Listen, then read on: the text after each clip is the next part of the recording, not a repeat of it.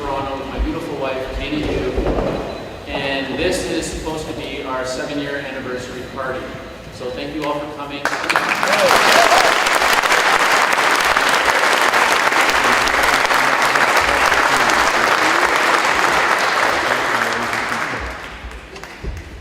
I apologize that there's no cake or coffee, but we can't eat in the room. Also want to let you know that unfortunately, last minute, the microphones are unfortunately not working. So I know that everybody in the room can hear me now because I was here earlier in the week and we were yelling at each other from here to the top. So there shouldn't really be too much of an issue. If anybody does have an issue with the sound, maybe just try to come a little bit forward if you're in the balcony. If you're in the balcony and you're still having trouble hearing, come down, let us know. We'll do our best to find you a spot down here and get you as close to the speakers as possible. But really, it's above and beyond my control at this point. So we're just going to do the best that we can. The audio technician is going to be working on it in the interim, trying to get everything resolved so that hopefully at some point we can get the microphone back on. But again, we're just going to deal with what we can do. So today we're here to discuss a very important topic, mind control. I'm sure all of you guys have seen and heard about it in various movies, online clips, great spy novels, things like that. And it exists on many various different levels. You have people who are programmed to be spies, assassins. You have people that are subject to subversion through music and media. So it really has permeated into every last facet, nook and cranny of our social culture. And we're all subject to it, whether or not we would like to admit it. Coming to talks like this and becoming aware of various tactics that the powers that be utilize in order to shape and steer public consciousness is probably the first and foremost important tool in being able to combat it. So today we have an individual here who has actually suffered through some ridiculous trauma. Her story is absolutely compelling. She's a survivor of MKUltra and Project Monarch. Her rescuer is also here. And in addition to that, we have an individual who was kind enough to lend herself to the event to add some additional perspective. So we have Kathy O'Brien, who is the MKUltra survivor. We have Mark Phillips, who is her rescuer. And we have television legend Roseanne Barr, who will also be talking about dissociative identity disorder, how she's been dealing with it and recovering from it, what she's been subject to, and she'll probably mention, how Hollywood utilizes various tactics and techniques. And it's going to be a very interesting talk. A lot of paradigms will be challenged, a lot of things that you might hear might sort of question your belief system, but that's sort of the catalyst and the fire that we're hoping to put under you guys so that when you go home, you can spend some additional time looking into these subjects and looking into this information and verify it on your own. Don't believe what I'm saying. Don't believe what they're saying. Do the fact checking and the research for yourself and come to your own conclusions. So without any further ado, it's unbelievable to have her here taking part in this discussion. She's a producer, she's a writer, she's an actress, she's a comedian, she's a presidential nominee, she's a strong supporter of the medical marijuana community. She helps out with We Are Change. She's done stuff with Occupy.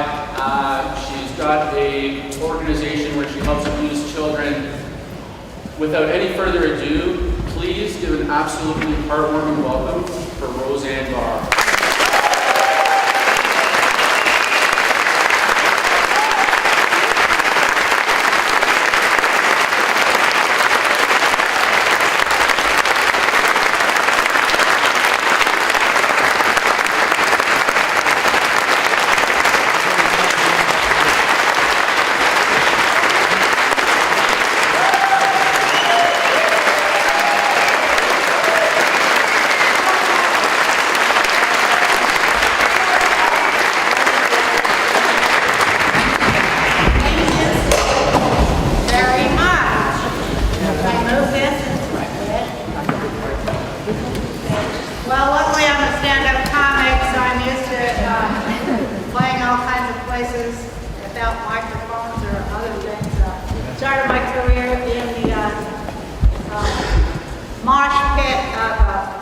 club with no microphone in 1980, so this won't fill me in.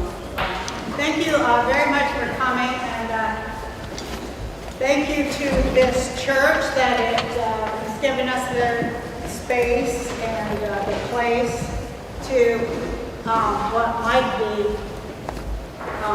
a first to speak truth in a church. I'm very excited.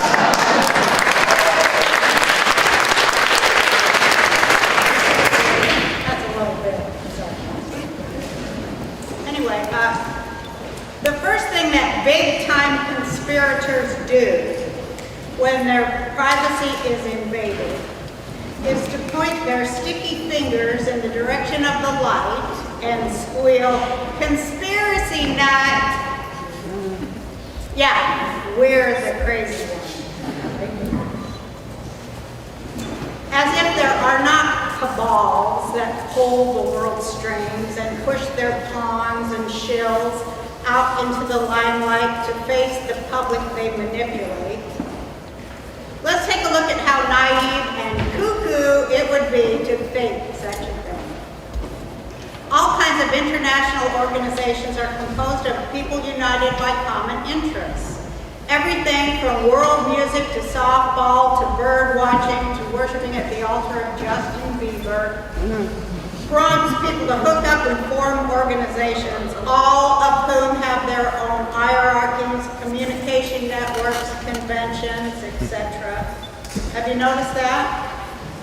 And yet we're expected to believe that the elites who wield the most power geopolitically via world banking, commerce, and weaponry, and the associated tentacles are only casually aware of each other's identity and agendas.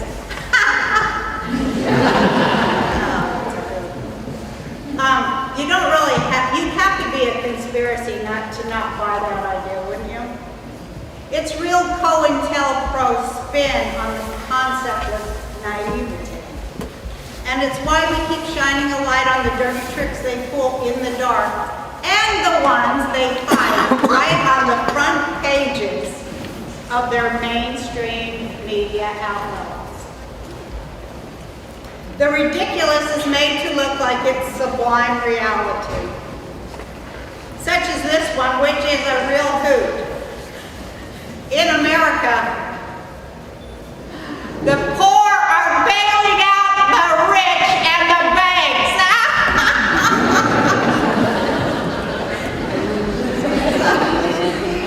You can't make this shit up, folks.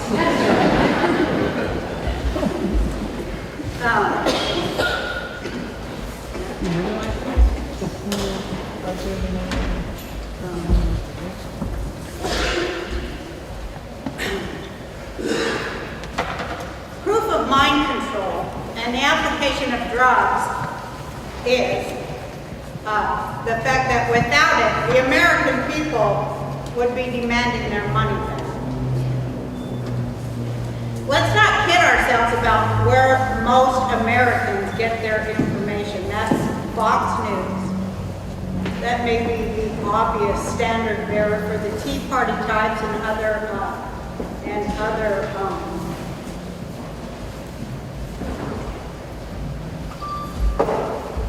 this is really hard. I just got this one out. And other useful idiots.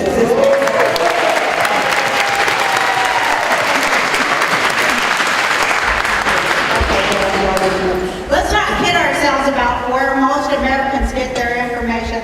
Fox News may be the obvious standard bearer for the Tea Party types and other useful idiots who show how free they are by bad-mouthing President Obama 24/7 and calling anyone left of Karl Rove a libtard. But they serve the status quo by being the right-wing end of the bad cop, good cop charade that allows Jon Stewart, Bill Maher, and other hipster pundits to point to them as the problem. Those atop what sadly passes for the left for too long now continue to enrich themselves, just like the right, through lying, misdirection, and pretense, while looking like the good guys.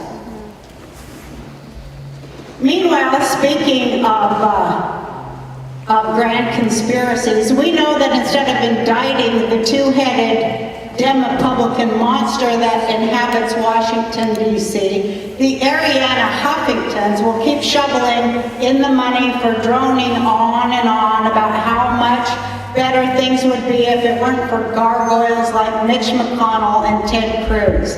They may as well be talking about how great things would be if the Joker would ease up on Batman.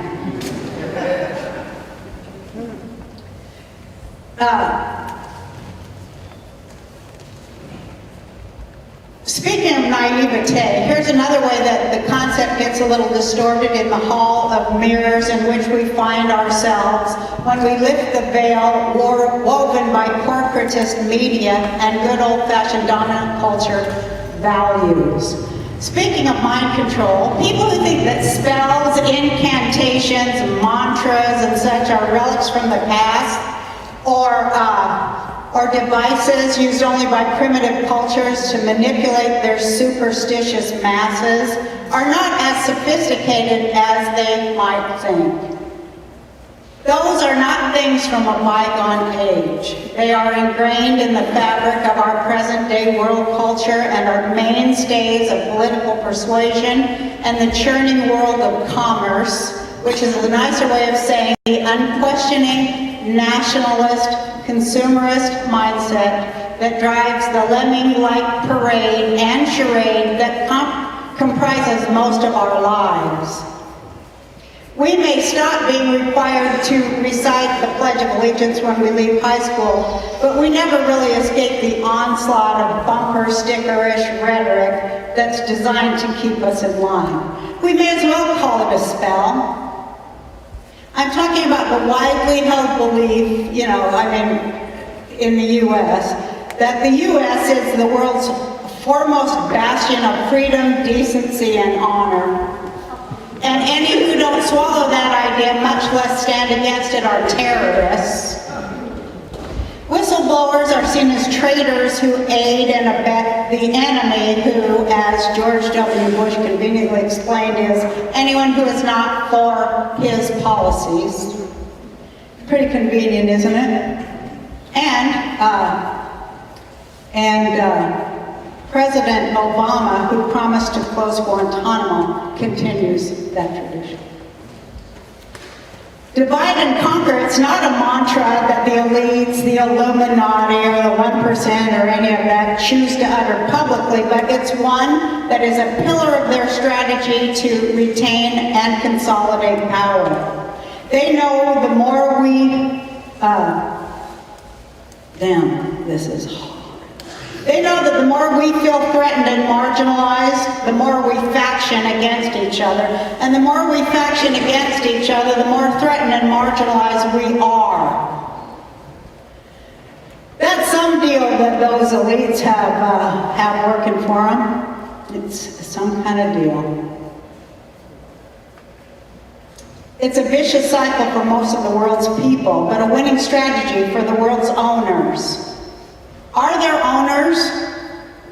When the 6 members of the Walton family who own Walmart have as much wealth as the bottom 50% of Americans, well, we won't even go into the Koch brothers right now.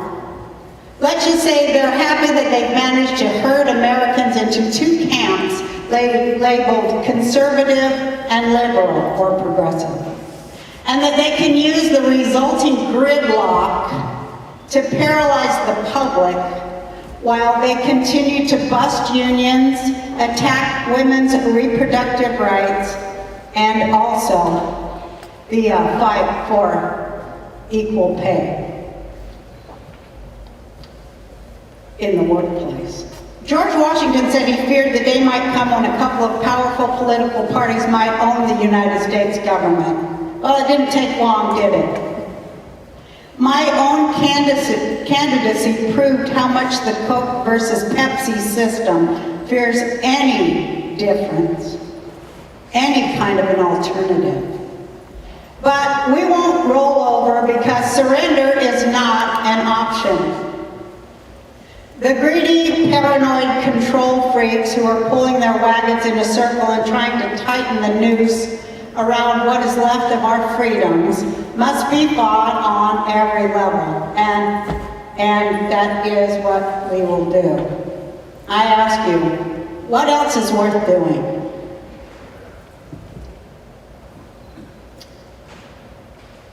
Kathy and I and Mark are friends, and though we seldom see each other, we do talk on the phone all the time, frequently, and we always talk about what we can do to help people who are dissociative.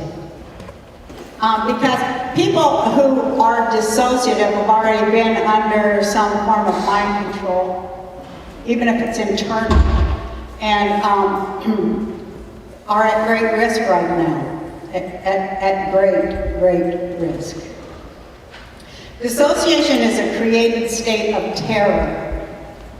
Forgetting and remembering in fragments of time, hiding things from yourself, and then finding them in forgotten places years later, wearing different eyeglass prescriptions, during the day, being allergic to things, and then not being allergic to those same things within weeks are all part of it. But the most useful part of all mind control and dissociation is that it makes tolerance of the intolerable appear normal. That is what was needed for power to control the citizens of any given nation. When the intolerable and the unspeakable are spoken and recognized and named, identified, they can be properly opposed. When woven into visibility, they no longer lurk in the shadows of the secret dark places, and only then things can become ripe for change. This is that time. Because, of the internet and for as long as we'll have it, for as long as we'll be allowed to have it. To those who are divided by violence, trauma, shock, or awe, are there people here like that? Hi.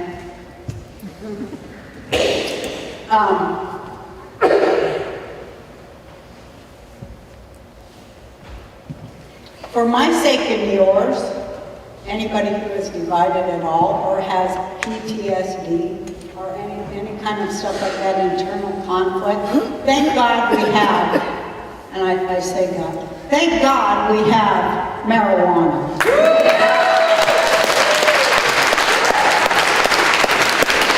And a lot of people say, holy ganja, and I'm one of those people because I know that this is a holy thing that can remove mind control. The legal drugs are the ones that keep it in place. So right there, I don't think really you need to know more than that about how mind control works. I don't think so. That's it in a nutshell. Keeping people unaware of what they're doing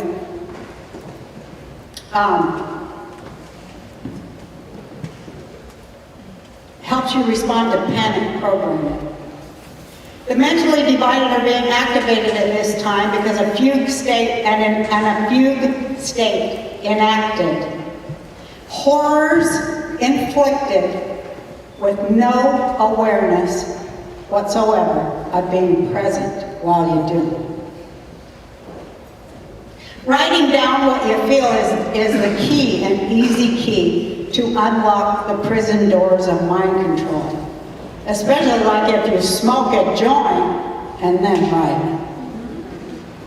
That is a revolution. That's two revolutionary acts in a time of complete and utter bullshit, lies. I know people. I don't really know what people are expecting me to talk about today. I know that I talked about mind control in Hollywood and all that stuff, which I would say something about. Mark knows far more than I do, and he'll probably be talking about it too, right? People who are in show business generally are people who, you know, have a great need to be loved and accepted and perform and to get love and, you know, positive feedback back from it. That's what drives most artists and stuff. So they're very, very sensitive people, and when, you know, sensitive people are like lights for moths and vampires and zombies and perverts. The more creative you are, the more sensitive you are, the more you really, really need to be able to employ some sort of self-protection, so that not just always accepting things, because that is part of being a survivor of mind control too, is that you using all of that new age stuff, which is the same crap as the old age stuff. You know, people, it drives me crazy sometimes as people are like, oh, I'm so forgiving and loving, I'm so wonderfully pacifist, loving and forgiving, and everything is wonderful, and we're all, well, you know, it's just bullshit. It's bullshit. And it's harmful, horrible, negative, murderous bullshit.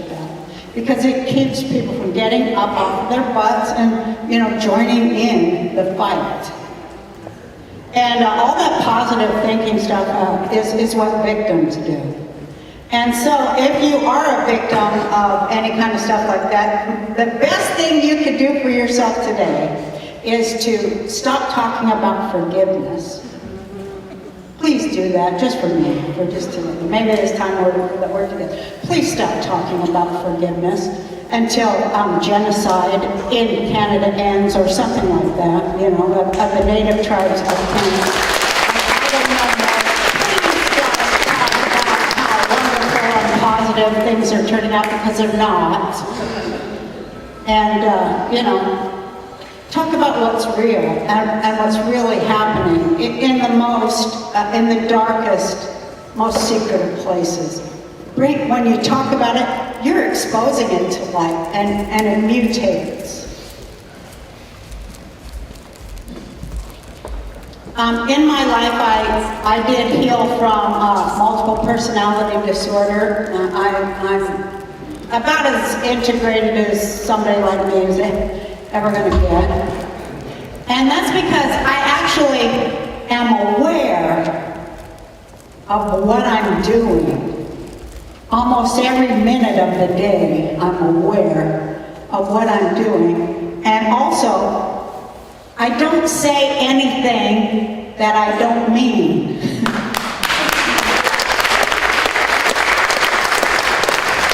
And also, if I don't believe it's true, I'm not going to do it, because I won't divide against myself like that anymore. I lived a lifetime like that. Saying one thing and doing another, and that's called a fugue state, just in case you want to know. And it's really hard to try to come to a place where you actually live your beliefs. It's so hard, isn't it? Because you're like, what part of this is real and what part? I mean, you know, I see a lot of people nodding. I'm happy to think that you know what I'm talking about. And I was thinking about all the things I could say here today, and I was very excited to be with Kathy and Mark and people like us all here. And I was just thinking that one thing I could do is just to show you what I've done and how plus a lot of other things, a lot of really excellent therapy. From a person who's from here, Dr. Colin Ross. And he's been my doctor for a long, long time, my psychiatrist that helped me. But here's what I do, and here's what you should do too, when you approach a panic state. And the reason I'm telling you that is because in order to be free of mind control, here's what that means. That words, magic words, or touch words, or code words, they don't work on you anymore. And neither do symbols. They don't. anymore enact a certain reaction. And it's so funny and so simple, because you know what? It's all about breathing. By God, it's all about breathing. Staying rational, staying safe, staying centered, staying calm, and staying in the right mental state, which we all really, really need, because we are being assaulted with thoughts and images that are foreign to what we believe. So here's what you do. I devised this breathing for people, and I divide it into 3 parts, and it is based on the number 3, and it is based on the number 10, for anybody who wants to, and all of you should.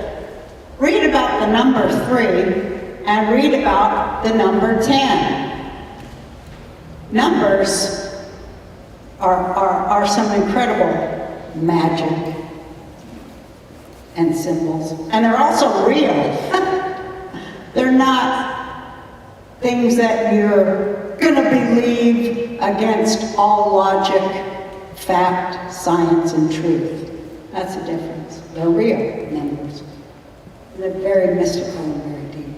So here's what I do, and I want you to do it too, because we have to get our breathing to where it doesn't speed up, and then we lose control. So in 3 parts of 10 seconds each, it'd be cool if we could all do it together too. Like we inhale for a count of 10, hold it, contain it in our lungs. As we mentally disperse it through our bodies. And then exhale for 10 too. So what we're doing is taking in, receiving, containing, dispersing, oxygen, which is what our cells most require, and which is so great because it just happens to be free. For now. But it is free, the thing we need most, the thing that helps us most, the thing that can heal us most is free. So we're going to take that in, we're going to contain it in our lungs while we're mentally sending oxygen through every cell of our body, and then we will exhale it within the same 10 count, and everything that doesn't serve our body, we exhale, so that the plants and the living things of the earth who do use that in this exchange called life, we'll receive it too, and then we've like transmuted something very, very deeply through our body and added something positive to the world. And the thing that makes it so positive is that it's the awareness of the fact that you're doing it. That is no small thing. Awareness is no small thing. So you want to do it? I wish I had a clock. Who's got one of those second hands? You got a second hand? We're going to do 10, 10, 10? Evenly? Because the thing about breath is that if you don't want to do the 3-part thing, just do even ins and outs. When you feel the hackles rise on your neck or any hair on your body standing, that is an indication that you're about ready to enter panic state, and you need to just simply breathe and do nothing else. So okay, here we go. Let's go together. Let's go in for 10.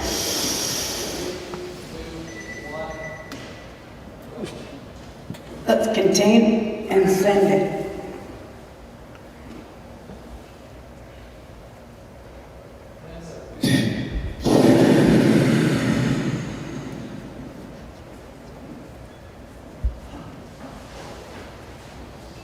We're short on the exhale. Let's do it one more time. Actually, let's do it 2 more times. That one's about practice. Let's do it again. This time I'll say 1, 2, 3. Oh. Should I look at your, can I look at your thing? What's your name? Fine. Oh, you're his dad. Hi. Okay, let me see. Okay, here we go. I'll count 5.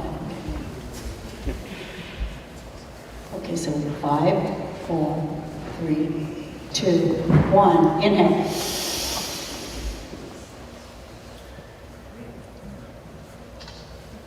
Hold. Exhale.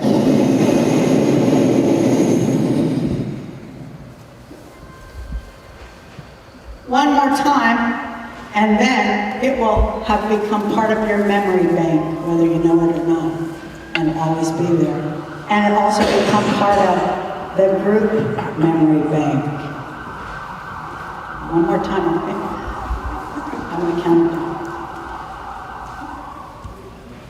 2, 1. Hold.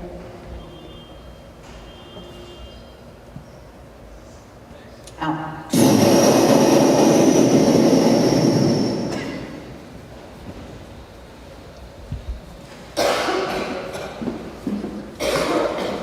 Okay, so it's already happened to you, and good luck. Take it easy. Do less, write more, and smoke a lot of pot.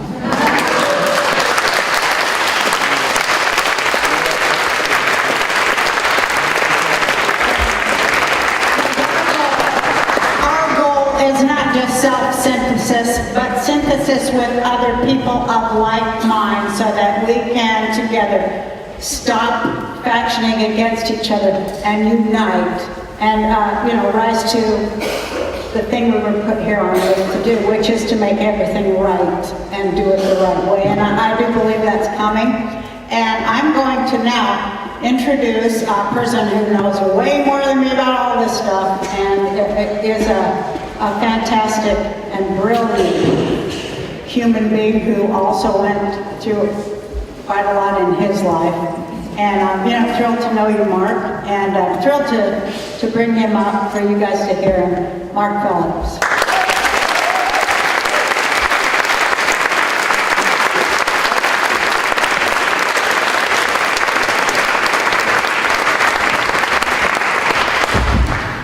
First of all, I'd like to thank Patrick and Kadena for having us here and giving us an opportunity.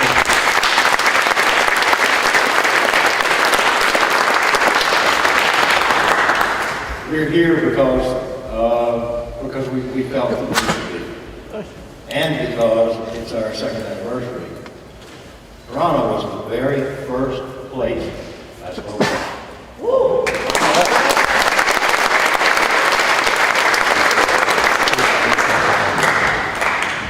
What you're going to hear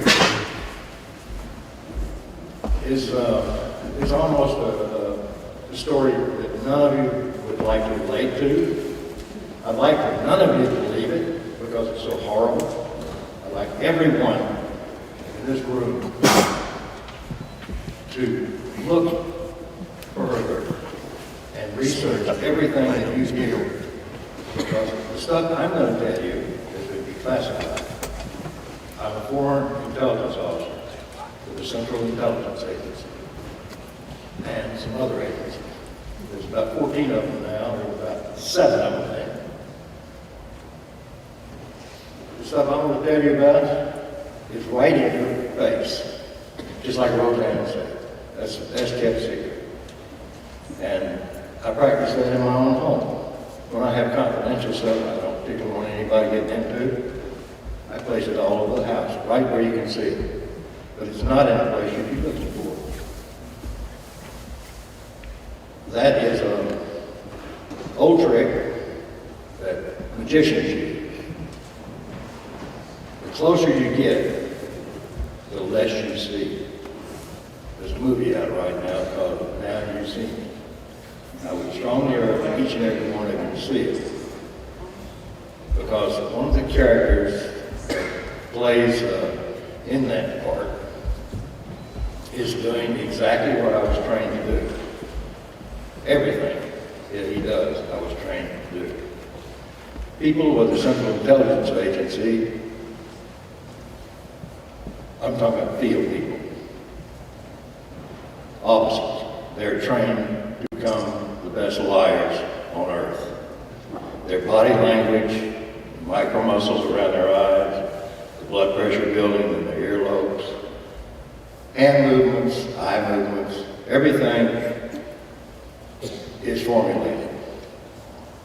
That was one of the reasons that I was able to get out alive, because the powers to be said, nobody's going to believe an old spook.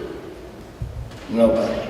Particularly when he's talking about something as horrific as trauma-based mind control. I'll give you a little introduction of myself.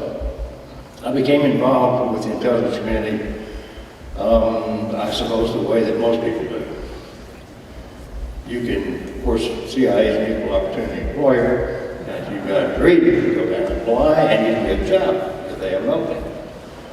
I strongly advise against it. You guys are in Canada, you need to stay here, don't go down there. All right, thank you.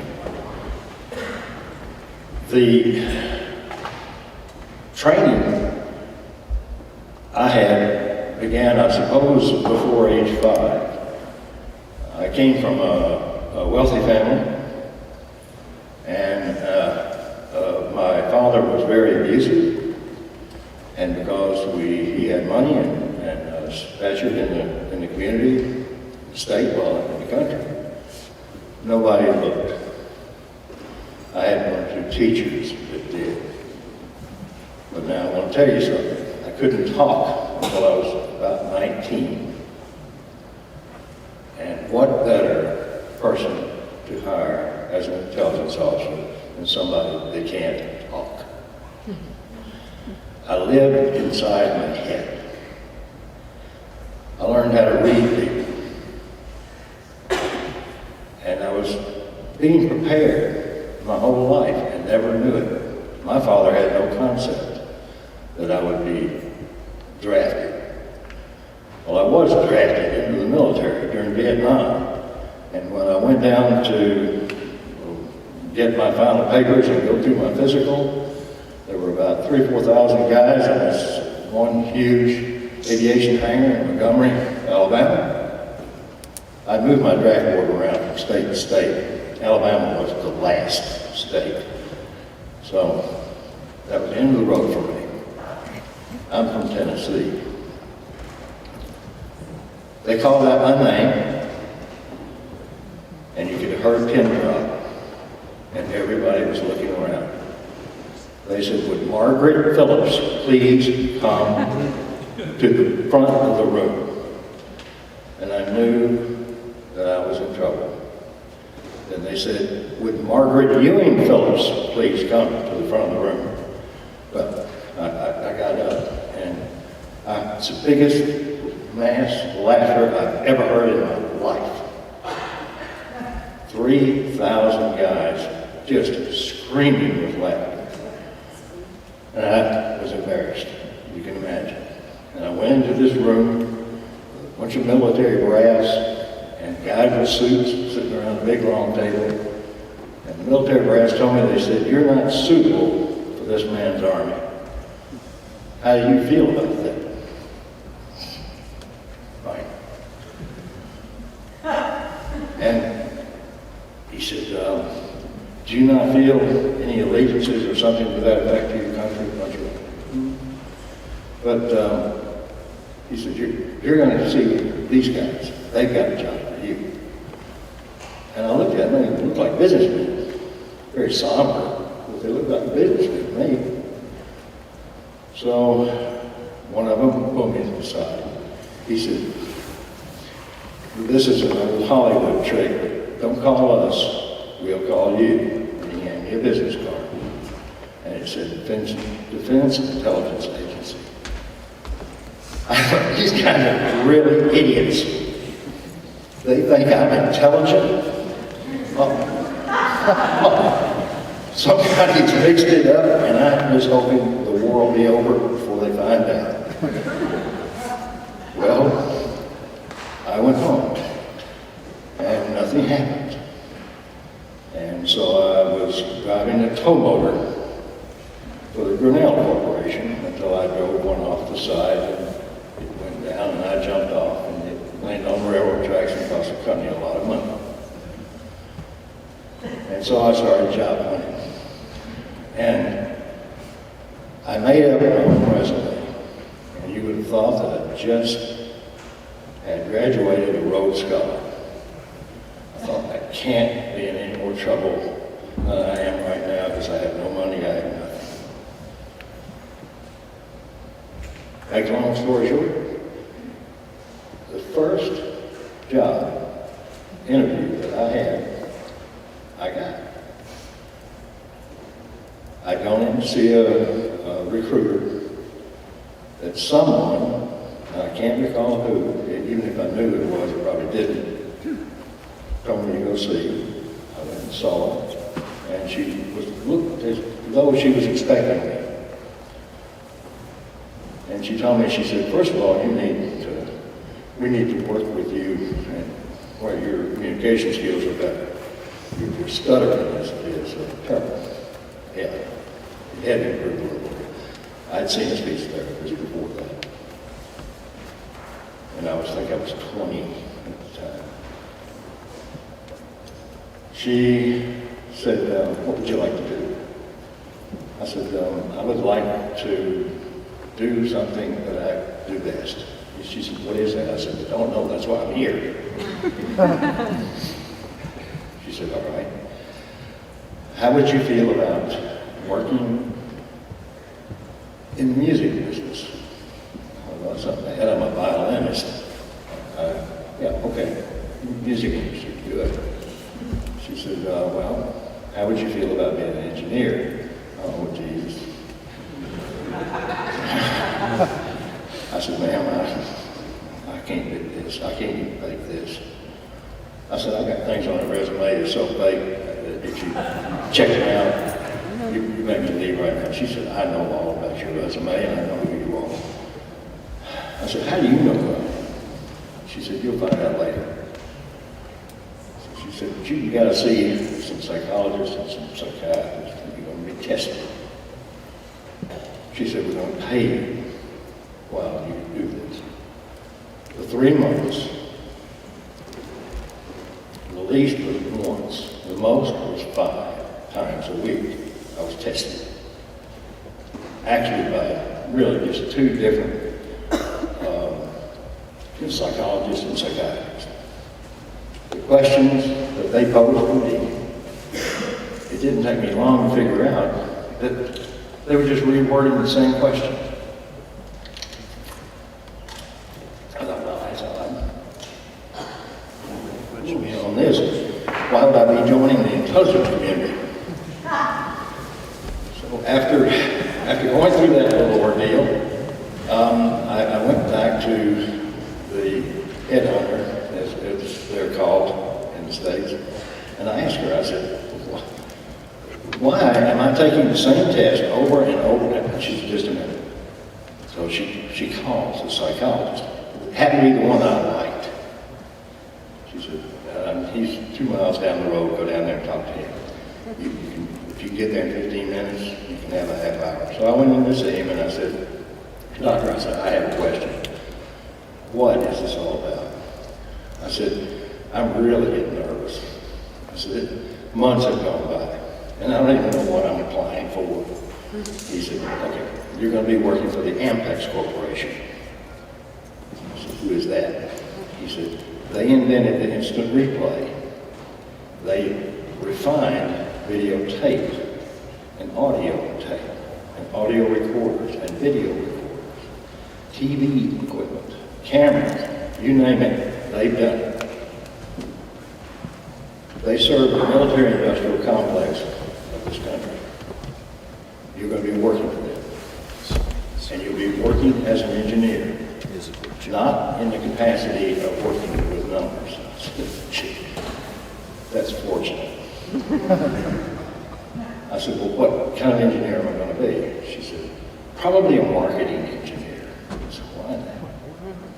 Why do they call them engineers? She said, some companies like to call everybody engineers. I want to tell you something. File this one away. If you've got somebody you're suspicious of, and they say they are retired engineers, trust me. A, you don't retire from the intelligence community. B, you're probably not an engineer. I actually have a friend who is retired from the intelligence community, not from the U.S. or Canada. He lives in Canada. He's got a Canadian passport. Well, he doesn't live here anymore, but he used to.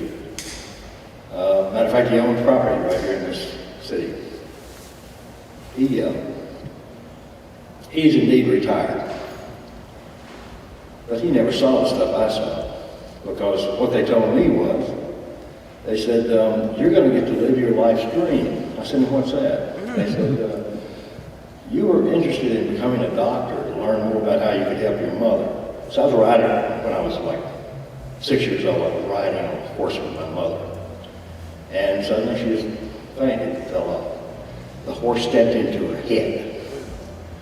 And she was not the most perfect mother before that horse stepped in her head, but afterwards she was incredibly difficult to be around. And I was about the only one that had any compassion for her. My sister detested her, and my father detested her. And I felt sorry for her, and I really wanted to help her, because I knew there was a nice person underneath all that. I don't know how I knew it, because I was so young, but I knew it, I just knew it.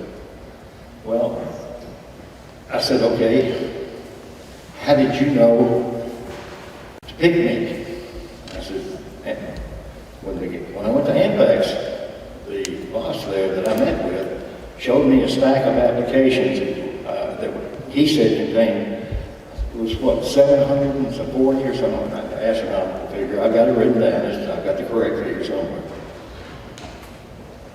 And I said, and you're picking me out of all these graduates from engineering school and everything like that. And the psychologist told me something. He said, do you remember when you were, say around, let's see, I would have been about 9 years old. I would have been in about the 4th grade in grade school. You remember them coming in and giving everybody in there tests? I said, sure. I do remember those tests. Some of the questions I didn't even understand. A lot of them. I said, and then the next year, another battery of tests. All the way up until the 8th grade, when most people were entering puberty. I said, what about those tests? They said, the United States government learned a lot after World War II about how minds actually work. And they began to understand how to select people for certain jobs because they knew how my mind worked. And because I lived in my head, I was a perfect candidate. I was fiercely independent. And even after I was hired and I needed a job so bad, I was making more money than anybody I knew. Anybody. And I thought, oh my God, I can't give up all this, but I just can't work with anybody.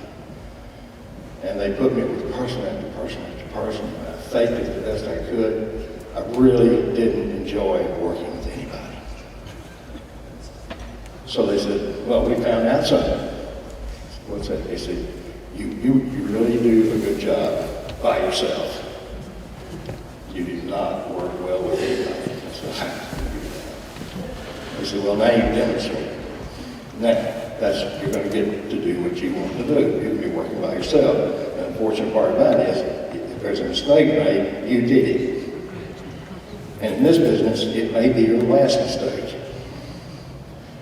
Well, I had already learned enough about the intelligence community to know they're not all benevolent people.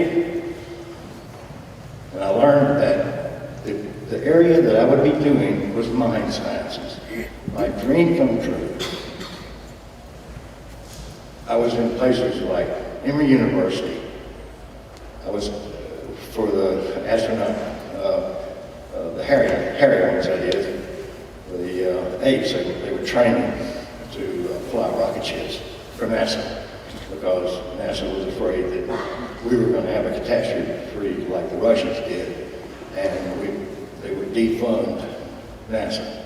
So they had these monkeys ready to take over. That's like training a 2-year-old to drive a Ferrari. It's not a good idea. Monkeys are real smart, but they're not that smart. So I thought, well, the government isn't that smart either. They're throwing a lot of money away. But they did manage to teach this one gorilla, take that back, it wasn't a gorilla. It's a rhesus monkey. They taught this rhesus monkey sign language. I thought, wow, that's impressive. So I studied American Sign Language enough to where I could communicate with it, and I went back and talked to this monkey. And it was a whole new world opened up for me, right there. Well, that monkey's got emotion, monkey's got logic. He is just a little hairier and his arms are a little longer. So I thought, wow, that's really, really good. And as I went along, I got to oversee all types of mind sciences experiments. The people I worked with, yes, many of them had a real problem speaking English. They came over under Project Paperclip. Project Paperclip was a very bad thing because the Defense Department promised Congress they wouldn't bring in any Nazis. Well, the fact of the matter is, unless you became a Nazi, or worse, SS, you could not keep your job as a scientist, and you're going to die working for Hitler. So you had a choice, either get to do what you like to do, which was build rockets, or work in mind sciences, so that you didn't have to have institutions or prisons anymore. Everybody could be happy and could be productive. They wouldn't be under some sort of mind control, except their own. I thought, wow. And people with brain damage, they could reground the neurons, firings in their brains. And these people would be just normal. Whoa.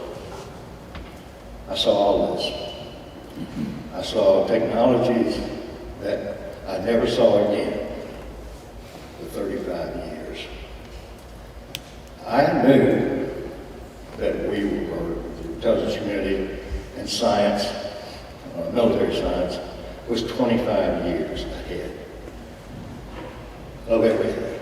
Can you imagine if you removed everything in your lives right now that has been created in the last 25 years, what you would have left? Let's go back 50 years, because I found out it was actually 50 years. Remove everything that's been introduced to the public over the past 50 years. You probably always sit on the floor. Then I found out that technologies were indeed progressing at a much more rapid rate. And by the mid-'80s, I became scared. I genuinely became scared. I didn't want to be a part of anything anymore. I just wanted to live my life out and get away from it. You can't do that. I'm not one in believing in fate, but I gave up on believing in things that happen for no purpose at all. Everything that happens in your life is for some good reason. So, moving forward in time, in the mid-'80s, I was approached by, I might mention this too. I got transferred around a lot. They moved me from one position to another. I was vice president for 2 different airlines, and both of them were formed by former Air America executives and pilots. Some of them came from Evergreen Aviation. These names you can look up. And by the way, if you look up Project Paperclip, you'll find me, my job description, a Washington correspondent that wrote a book about it. And I was a bad guy. I wasn't a bad guy. I'm not just saying that like a prisoner. I'm telling you, everything was so compartmentalized, I had no idea what was going on. I didn't know that I was still working for the CIA. Capital International Airways. My God. I look on my cap, it's CIA. I thought, man, I gotta be an idiot. But the one thing that followed me throughout my working career was my employee number. Everywhere I went, and I still have my old employee records. They didn't get them all. Everywhere I went, I got an employee card and a ramp card. Because in aviation, you've got to have a ramp ID in order to get out of the ramp with a plane somewhere. I had a number. My employee number was impossible because I went to work for Amex, and my employee number was 008. I thought, well, this is going to be really funny. And it was. The people that worked in accounting, when my paycheck got messed up, got misdirected or something, they said, we should get that number. And I said, I've always had it. And they'd always look at me like I had lobsters crawling out of my ears. Fact was, that was their joke and not mine. Fact is, I was in situations that brought Albert Broccoli into my office when I was working for Capital. He flew his Grumman across the pond and went to see my boss. My boss called me in. He said, I want you to meet a friend of mine. Okay. Heavyset fellow, little fellow. He said, this is Albert Broccoli. What a name. And he said, do you know him? I said, no, sir. I do not. He said, have you ever seen the James Bond movie? I said, no, sir, I'm not. And my boss was, he wanted me to lie. I didn't lie because, somebody asked you if you saw a movie? Okay. Well, he asked me questions, not about what I do, but what would I do if? And it wasn't until probably a decade and a half later that I saw a James Bond film, and I saw what I did, what I told him that I would do if I was in that situation. I saw it exactly. Well, I'll be damned. I'll be damned. I couldn't believe it. And at that point, I knew that I really was getting to see something that maybe most folks didn't get to see. And everything I had was dependent upon my performance, much like an entertainer. Roseanne Barr is one of the dearest friends we have, and we don't have many friends, for their sake and for ours. We live very much like two recluses.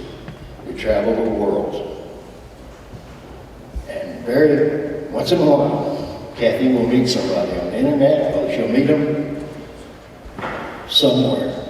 She's known Kadena and Patrick for 7 years. I didn't even know their names. But she'd been dealing with them and working with them for 7 years. And she said, Mark, I really would like to to do the meeting. And I never knew she was talking about this, because I had sworn off any more public presentations.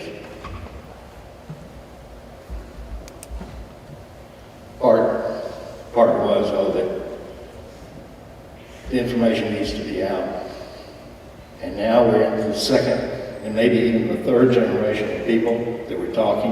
When Kathy and I started in 1991, speaking to psychiatrists, psychologists, judges, lawyers, they said you can't use the words mind control. There's no such thing. You can't control the mind. Wait a minute. The reason I'm here is because of mind control. The reason I'm here is because I was invited to become the president of a very large corporation, working with the People's Republic of China, building giant capacitor systems so that they could maintain their output in their mines. And since everything is made out of metal in China is run by the military, they had checked me out. So when I was approached by this fellow by the name of Alex Houston in Nashville, Tennessee, an MC, supposed comedian, he's not a comedian, that's a comedian. He was somebody that just, I could tell that he was a habitual liar. I mean, I knew that within 1 second. I'm also a graphologist. I saw his handwriting. Oh, jeez. You wouldn't sleep in the same room with this guy under any circumstances. Plus, I found out about his sexual preferences after I rescued Kathy, and I know I did sleep in the same room with him one time. And I've been re-examining that time ever since. But a Chinese intelligence officer approached me on the night of the ribbon cutting ceremony, and he said, I'd like to show you something. And I thought, oh hell. You know, there were probably 800 or 900 people there. All the big wigs, any excuse to get together and have a big gala. And this place was beautiful, they had us in. And Alice wasn't with me. And I thought it strange that they didn't want him to come over. Because he was my partner in the United States. Nope, didn't want him.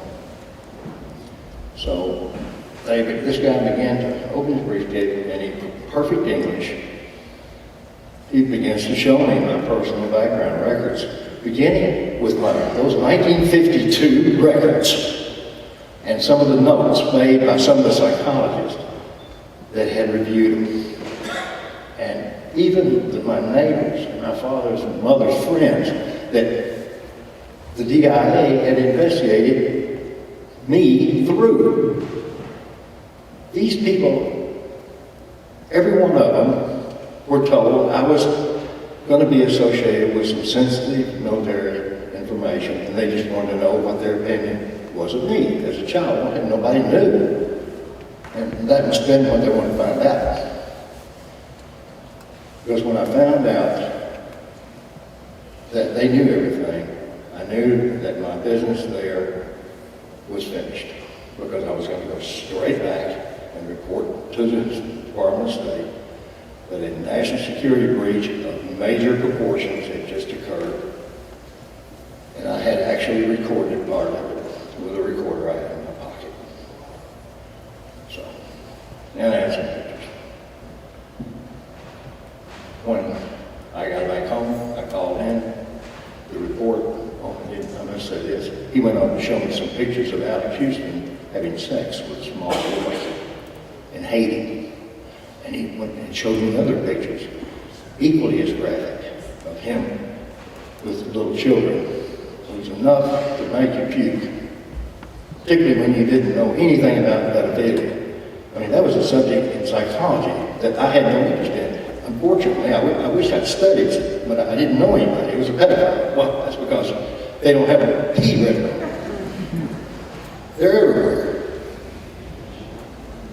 But I didn't know that the Chinese intelligence officer was telling me the truth when he said, Mr. Houston is involved in child and adult pornography He's involved in child and adult prostitution, money laundering for the CIA, and he's into drug distribution with some drug lords out of Central, South America, Mexico, and Cuba.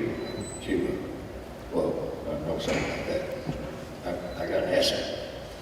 I can talk to you about that. It's called Operation Watchtower. Record that one in your head, because it came out.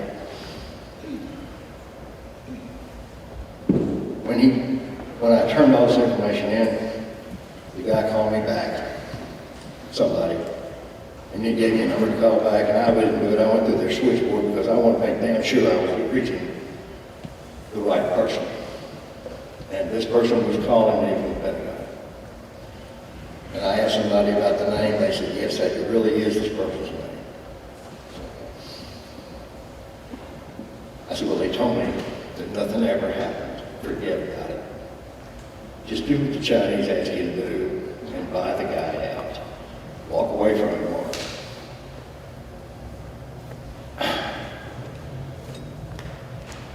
You got to remember, in the 1960s, we had devised methods using technologies. They weren't any good. They all changed and evolved with technology, the way technologies do. But to have external control of the mind, from the level of being able to control emotion, logic, two sides of the brain, unnoticeable. They didn't use trauma-based. Trauma-based mind control has been around longer than the pharaohs. It goes back thousands of years. There are French caves that have pictographs. And if you got any of you Mormons in here, you're pissed off at me because I say that those things are way over 7,000 years old. Too bad. There's one in particular that completely outlines step exactly how to take external control of the mind using trauma. That's how long it's been around. It takes a complete psychopath to use trauma to control another person's mind, to persuade somebody to do something that might benefit them and certainly benefit you, might do it. Every person in this room lies every day. Every person in here, not one of you is not, if one of you stands up and said, I don't lie, I haven't lied today, you just lied.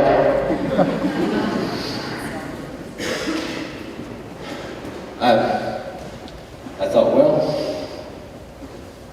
I can't do this. You know, I just can't do this.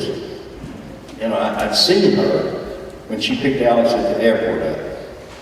And she looked like she was dressed kind of like a 60s prostitute or 50s prostitute. Just disgusting. And I had friends, everybody knew me. That's how Alex Houston found me, was my picture was plastered in the newspaper all the time in the business section. I worked for the Department of State, traveling tourism. My face was plastered all over everything. So he felt like that I would have been the best candidate for him to get him into the capacity rooms with the Chinese. It was his idea, and I did it. And then I found out about him, and I came back, and I couldn't walk away from what I knew. So I went to a place of mind control programming, military base, just outside of Nashville. And it was one that I had worked there. I'd seen stuff done, not bad stuff. You know, I never saw anybody being tortured. Ever. Ever. I never saw high voltage being used. Not one time. Drugs, hypnosis, yes, tons of it. Not torture.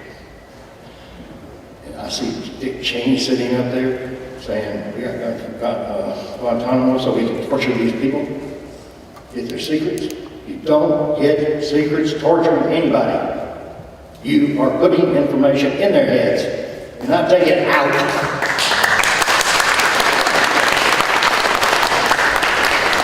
That, to me, was the most repulsive remark I've ever heard anybody say. I thought, how can you do this? You don't have a heart. I was right.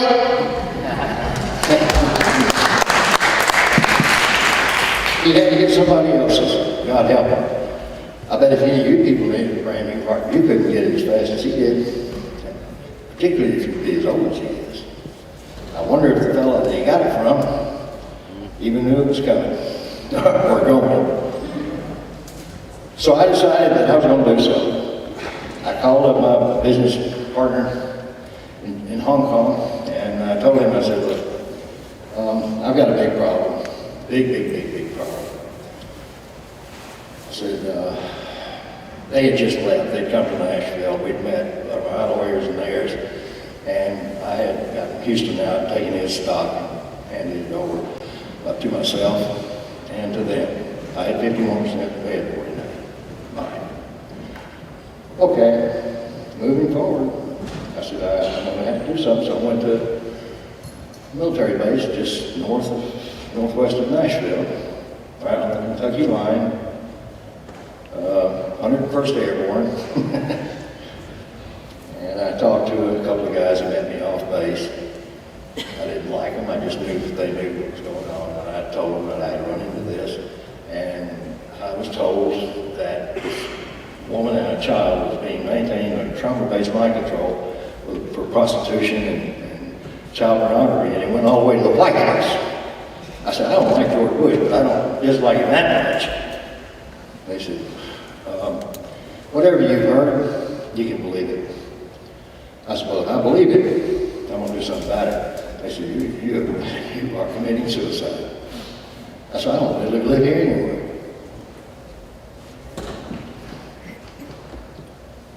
I don't think any one of you, if you had been armed with the information and knowledge that I had, and with the friends that I had, I mean, good people in both the U.S. House and the Senate, and in the Pentagon, and in several intelligence communities, both U.S. and foreign. If you'd had those connections, you would have done exactly what I did. I had $2.2 million that I earned, hard work, and saved, paid taxes on, that was taken from me the day after I rescued her and her daughter. You're the man.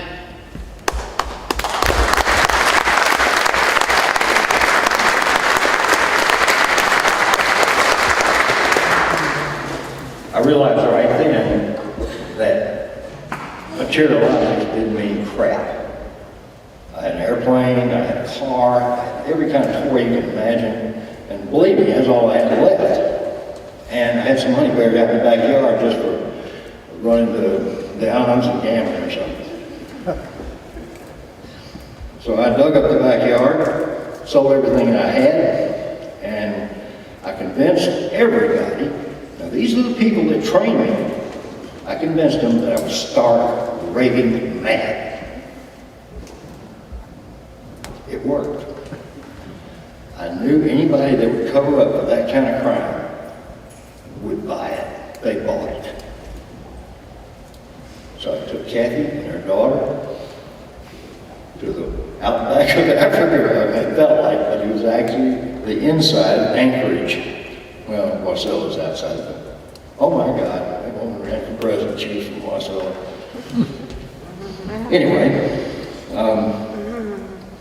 I found out that the only thing I knew to do was what I had observed. And we were extracting information out of spies that were captured. They were industrial spies, for the most part, I think. Some were political spies. I didn't see that much on them. But we were just getting information out of them. And we didn't do it to torture. So I thought, okay, I've got to find somebody to help me. It's like sitting in the cockpit of a 747 many times watching pilots fly. Maybe you got a private pilot's license, which I have. Maybe you got a multi-engine rating like I have. But it's different when you're sitting in the 747, and that's what it felt like to me. I couldn't do it. I could not do what they needed, what she needed done. And when I They ran, all except for some federal investigators. And one of them happened to be the man who was in charge of the Far East, U.S. Customs Enforcement. He worked directly under the man that George Herbert Walker Bush put in to head up Customs, a fellow by the name of Von Ryan. William Von Ryan. This guy, when he found out what Kathy had told, and I had investigated, and it was all true. And when he found out that those numbered accounts, I did manage to get into Houston's safe, and he kept some things in there he showed us, like CIA numbered bank accounts with millions and millions and millions and millions of dollars in them. When I turned that over to them, they came back and told me, they said, this is not going anywhere, you're going to die. Mark, run, don't get close to anybody, don't kill him. And I don't know whether I mentioned this or not, but after I rescued Kathy, I didn't speak to my son again. And he and I were very close. He was a teenager. And I told him someday, maybe, if I live, you'll find out what I'm doing. It's something I believe in doing. And if you do everything you believe in doing, you will succeed.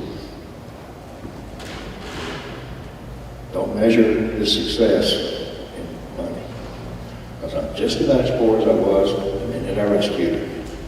But I'm a really rich man with what I have here and how I feel about myself. I don't give a rat's rear what any of you think of me. You can call me a traitor. You can call me anything you want. I don't care. What matters is I told you the truth. And you're going to hear the rest of the story. Because when I found out that that woman and that little girl were being maintained under trauma-based mind control, I was absolutely on fire.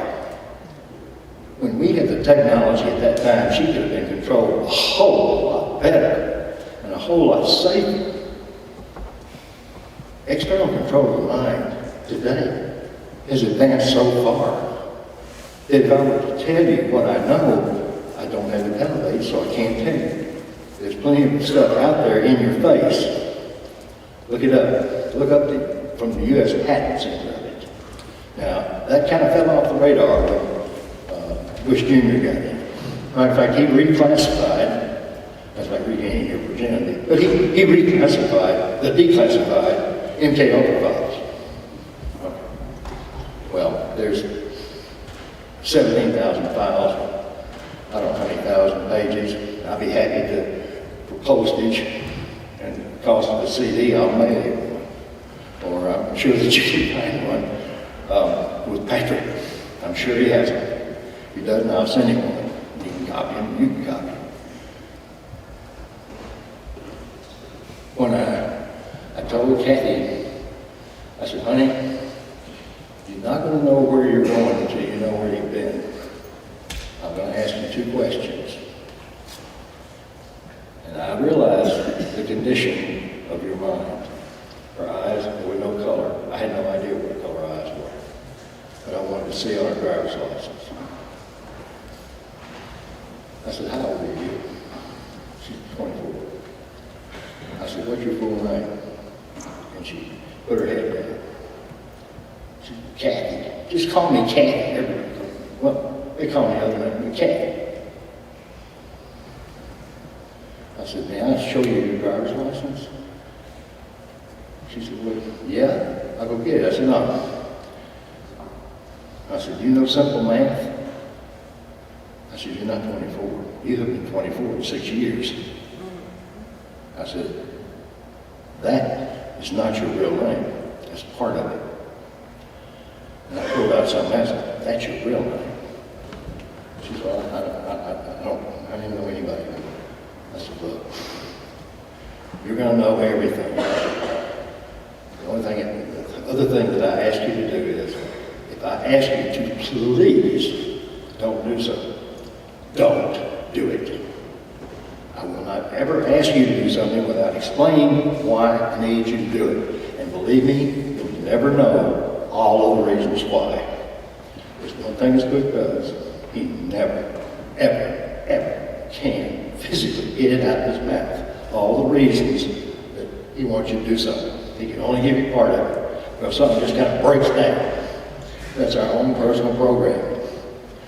So everything is done for at least 3 reasons. 3. 3 is an absolute magic number. And there are many, many avenues going looking towards numerology and figuring it all out. Listen, if those guys at the Pentagon play around with numerology, there's got to be something to it. And I never heard anyone mention it except Roseanne. She mentioned it once before. Oh, what the hell does she know? So I asked her, and she told me. And she studied the same crap that I studied. And she knew a little more about it because I wasn't as objective. I thought the best revenge Kathy could have, and I told her, I said, honey, the best revenge you can have is to heal. I said, the best revenge I can get for those bastards taking everything, including my son, away from me, is to expose them. I doubt that it'll hurt any of them, but it's sure going to be embarrassing as hell when they start opening presents from under the tree. She said, why? I said, you'll see. At one point, we got a copy of Trans. And every single politician in Congress, both houses, and their wives, and their children, and some of their nieces and nephews, and they gave them as gifts to their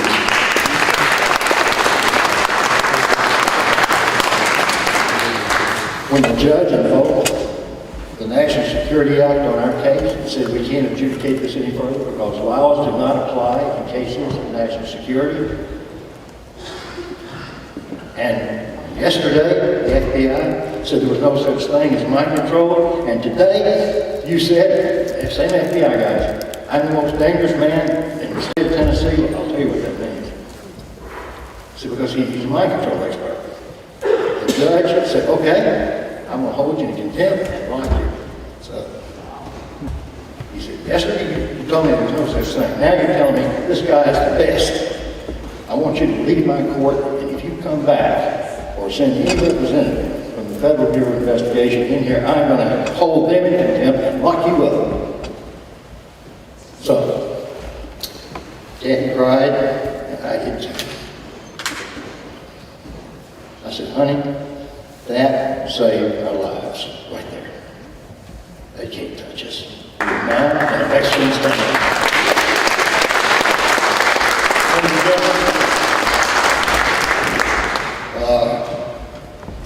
It's not the Stockholm syndrome. That's when you fall in love with your captor or whatever. Or you fall in love with somebody who's getting you in a hell of a lot of trouble. It's not the Bonnie and Clyde syndrome. There is no such thing. Love grows. And what I was given was the best of all. I'd like her to tell you what happened to her and who did it.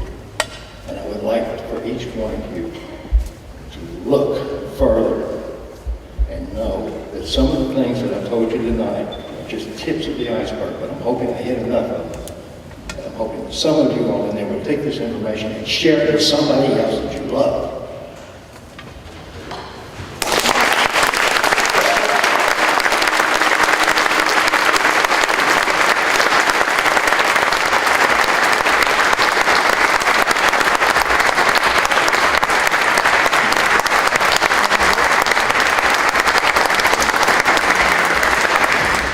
Mark is an inspiration to all of us to make a difference where we can. Once your eyes are open and you have knowledge, you see what's really happening in our world, just gather your strength generous spirit and with integrity and compassion begin to make a difference in light of that truth.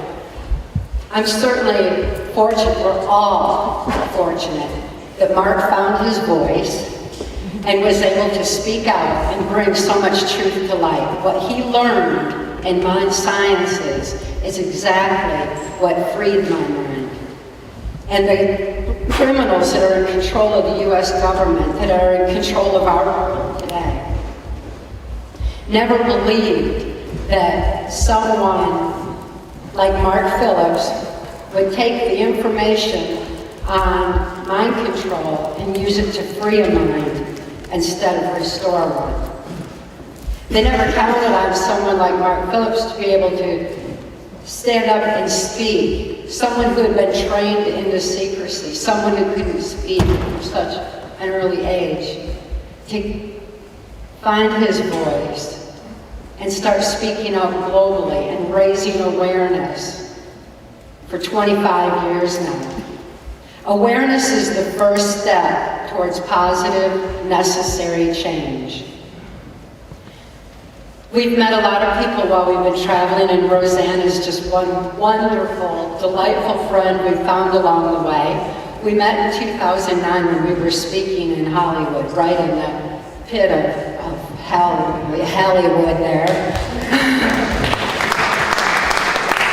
Reaching out to help those that had been affected by mind control, and also to raise awareness on solutions on how to heal from mind control, how to expand thinking beyond the controlled medias.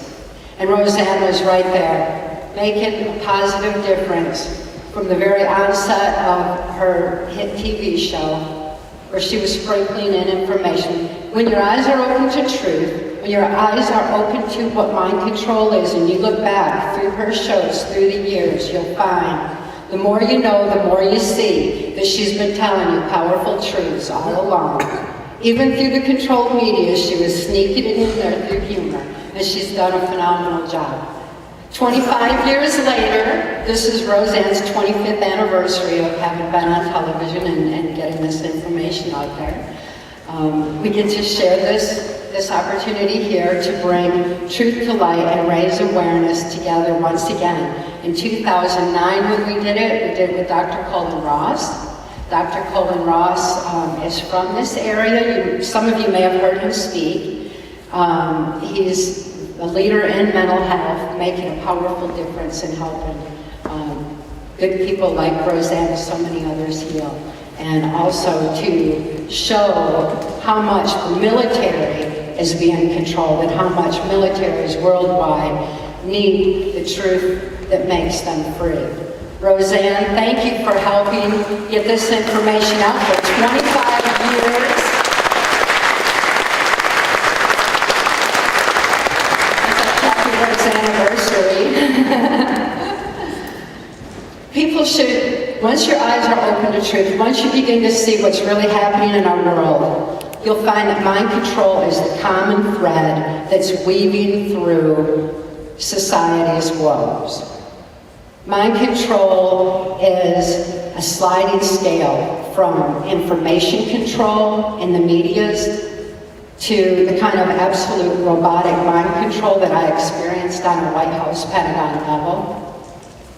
Information control is a very powerful form of mind control because it's kept people in the dark for generations now. The media has become so violent, it just pits people against each other. It acts like, teaches us that differences are something to war over instead of learn from. The media has been giving us misinformation, and we all formulate our thoughts, our opinions, and ultimately our actions based on what we need, on what we know. And what we need to know is that knowledge base has been altered. We need to reach out to alternative medias, such as conspiracy culture. Thank you, Kadina and Patrick,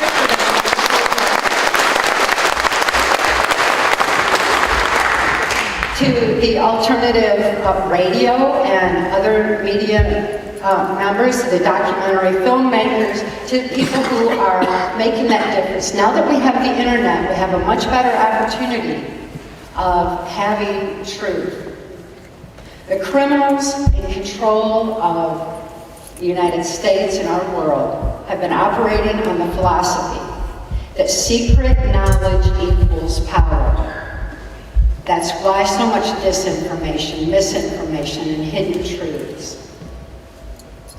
Well, their knowledge base is eroding now, or their power base is eroding because knowledge is rising. With their secrets being told through events such as this, for the new whistleblowers of today, like Assange and Snowden, who are using the internet and getting massive amounts of misinformation.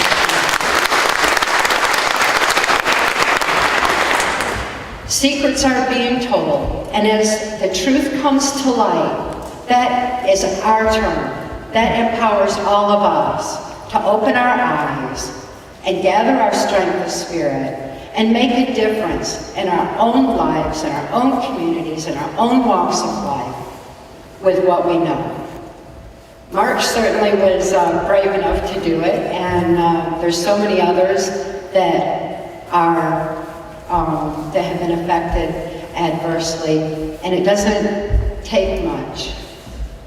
It only takes free thought, which allows for free will, which allows for a person to gain their strength of spirit and to begin living a purposeful and meaningful life.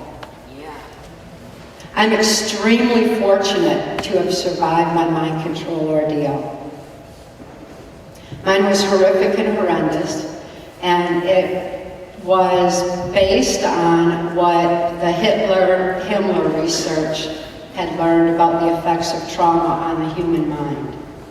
It's what the Catholics had long since learned about effects of trauma on the human mind through the Spanish Inquisition and the kind of tortures that they were using back to the Crusades in the early days. They knew the effects of trauma on the human mind. That information has been suppressed, and the mental health systems even. Dr. Ewan Cameron, who is founder of the American Psychiatric Association, who was working in Montreal at the Allen Memorial Institute, was an MK Ultra doctor, and he deliberately suppressed information on the effects of trauma on the human mind. This is what we need to learn, because our world is becoming a very violent and traumatic place. As those traumas rise, we become more suggestible. Since my experience was extreme, and mind control is a sliding scale, by understanding what I went through and how I healed, I hope it empowers each and every one of you to begin reclaiming control over our own minds, our lives, and restoring peace to our planet. One thing that I've learned in traveling and speaking out globally is that people all over the world want the same things. They want peace, love, happiness, and truth, the kind of truth that makes them free. I didn't know my own truth until after Mark rescued me, because I'd been born into a multi-generational incest-based family in Muskegon, Michigan, not too far over the border then. My father had been sexually abused, my mother was sexually abused, and they were sexually abusing me. My father was earning his living as a worm digger and supplemented his meager income with child pornography. He was selling that child pornography with me through the U.S. mails when a criminal faction in control of our government, who were furthering what Project Paperclip, the information they brought in on mind control, he was furthering that and bringing it into the CIA and bringing it in onto a mass scale. This one particular politician that was involved in that was just a local politician at that time. And he approached my father and told him he could receive immunity from prosecution if he would agree to sell me into MK Ultra mind control.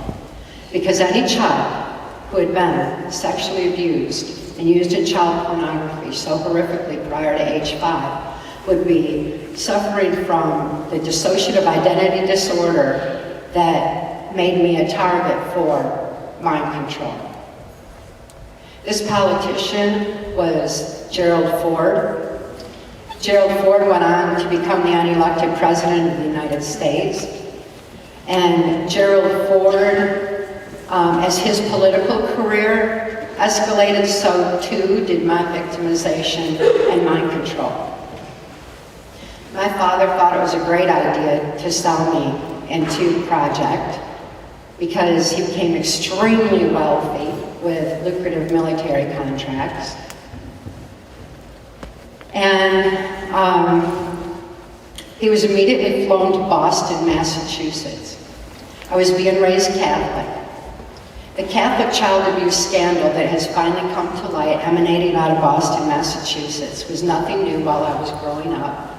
It was a very deliberate, established program which was a merging of Catholic and CIA and Nazi information on mind control to have a traumatized mind to be easily led into mind control. Cardinal law was very much a part of those MK Ultra mind control operations from back when I was so young. And my father was taught how to manipulate the mind of someone who was suffering from a dissociative disorder. And what that meant was that when I was sexually abused as a very young child, I was too young to know that it was wrong. I didn't form any kind of a judgment on it in any way or anything like that. It wasn't a psychological choice.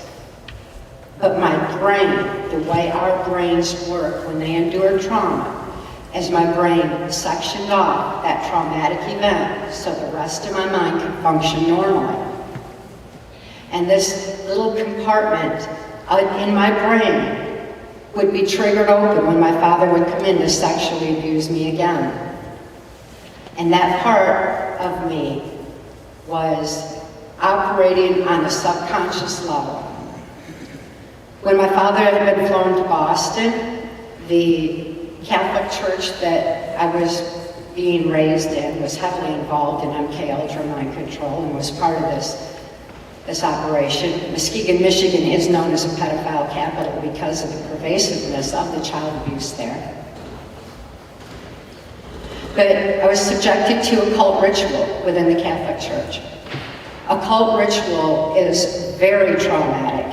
And again, I was so young that the blood of an animal was no different than the blood of a person. It was something horrific. And it was so horrific that my conscious mind took flight from the horror of it all. And the memory of that event was compartmentalized in my brain on a subconscious level. As more and more traumas, deliberate, systematic traumas occurred in my life to prepare me for what would later be a White House Pentagon level of MK Ultra mind control. I had so many different sections compartmentalized in my brain with no continuity because of the neuron pathways of the brain actually physically shut down and keep that information suppressed.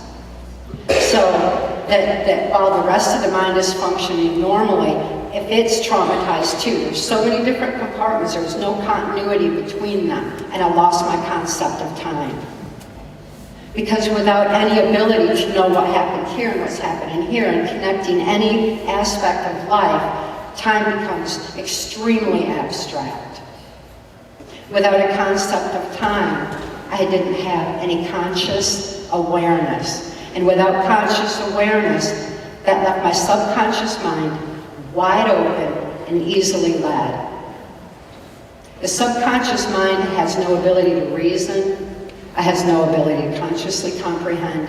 It doesn't think the way that the conscious mind does. With the conscious mind, we have choice. The subconscious is just manipulated. So when trauma occurs, the conscious mind is removed more, and it leaves the subconscious mind extremely vulnerable. And it's at times like that that then our medias will come in. In the United States, for example, when 9/11 happened, the whole country was traumatized, and we were led into war. A war that's going on today, and it just stays that way. So whenever trauma occurs, be aware of the fact that your brain is responding to that, whether you are rationalizing it or not, because your subconscious mind can't rationalize, but your subconscious is being easily manipulated and easily led. It's times like that that we lose more of our freedoms. And it's times like that that we're led into things like war, because it's not basic human nature to war. It's not basic human nature to be violent. It's not basic human nature to hate difference.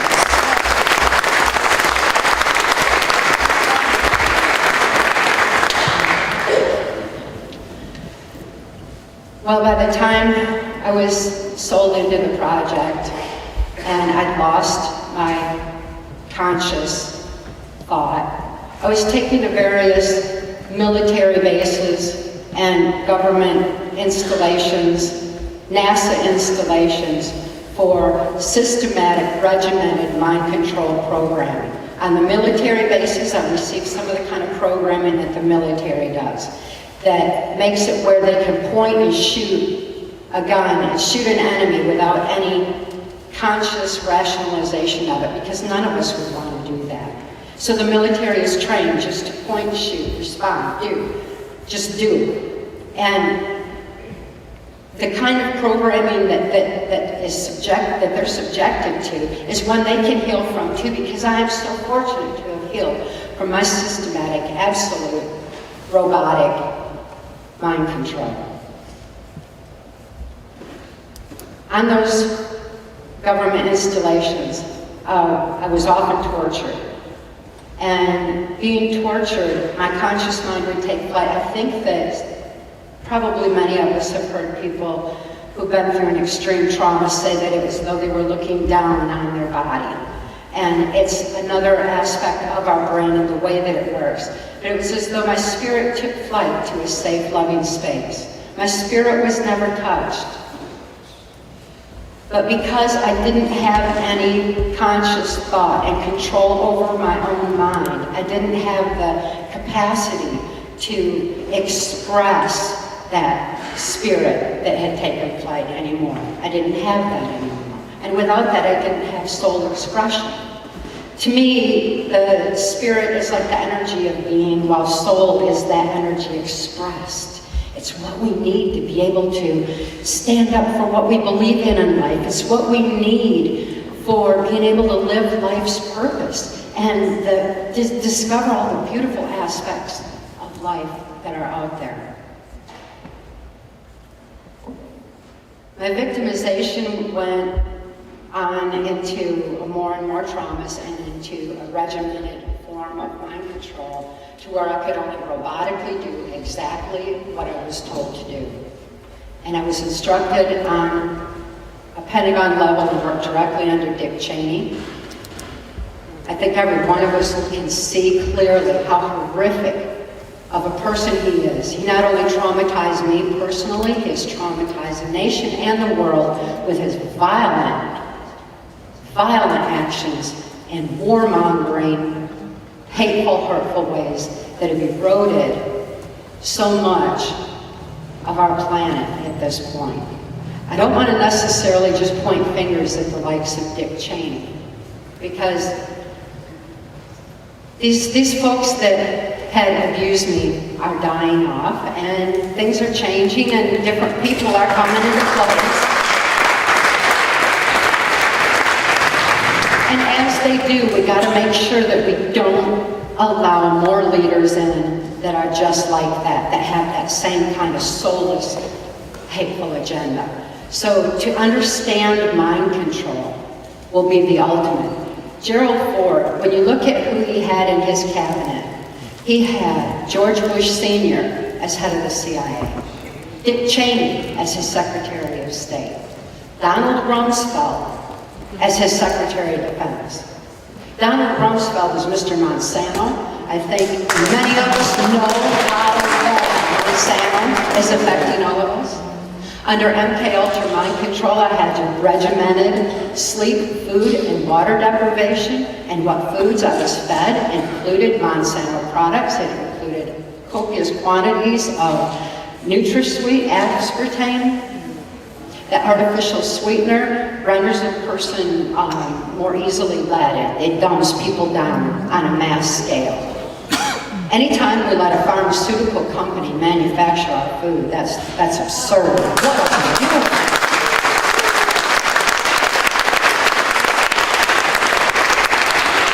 And when we look at the likes of Donald Rumsfeld, who's been a major power player behind the scenes for so long, along with George Bush Sr. and Dick Cheney, it's absurd that we follow leaders that, number one, we didn't elect, and number two, that are misleading us into ways that are very contrary to our being. We need to regain our strength of spirit. When I worked on a White House Pentagon level, I was in and out of the White House. I was exposed to various government leaders, which are Canadian. I encourage you all, please look into Transformation of America for the names if you want to know who those are and the absolute details. Because Transformation of America is 100% total, absolute, validated fact. Otherwise, we wouldn't be speaking here, and national security wouldn't be on it.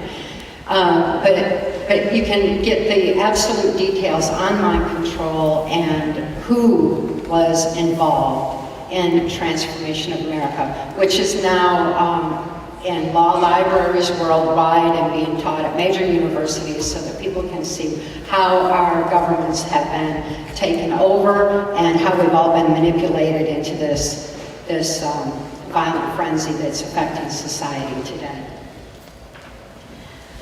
I was forced to participate in criminal covert activities like the CIA's cocaine industry, and their so-called war on drugs was no more than them taking over the industry worldwide and funding their black budget to further their adverse agenda.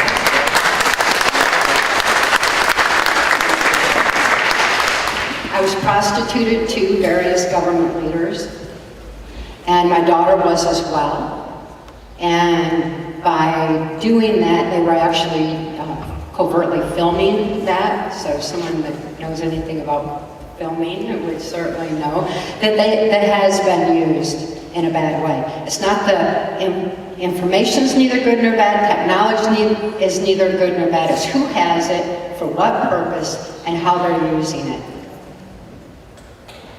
And that technology was being used to film and these political leaders in very compromising positions and then hold them for blackmail later on. That's how so many of these criminals have been put in place. In one place where I was traumatized in a military maneuver called Most Dangerous Game, which is, in essence, human hunting. It was as George Bush Jr. was being subjected to the same regimented torture that I was. I'm certainly not the only one that was exposed to MK Ultra mind control on the different projects. There are different projects, and the one that I was used in was multi-generational. It was a genetic mind control project. And George Bush Jr. was used, it was trained and groomed and totally robotically mind controlled to be in the office of president. The office of president in the United States is nothing more than a figurehead. The power is actually going on behind the scene. You notice he did have Dick Cheney as his vice president.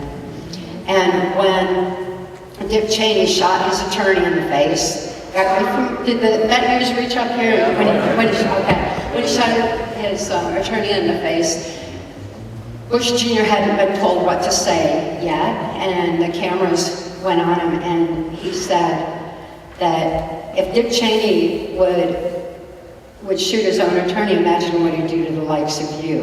That was verbatim the program that I had endured in Most Dangerous Game, and that I knew he endured as well. So sometimes the more we know, the more we see, and the more we hear, the more sense we're going to be able to make out of even what little tiny tidbits do filter in through the mainstream media.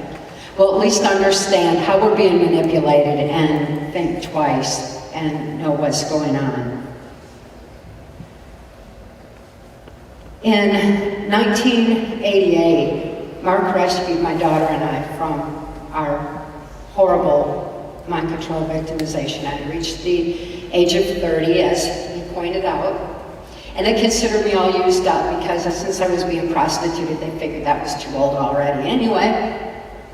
But also, around age 30, each one of us, another thing our brain does is it goes through these electrochemical changes where neuron pathways can start to open up in the brain. And people oftentimes begin to remember repressed memory from childhood, of childhood sexual abuse. Usually around age 30, it'll start to surface.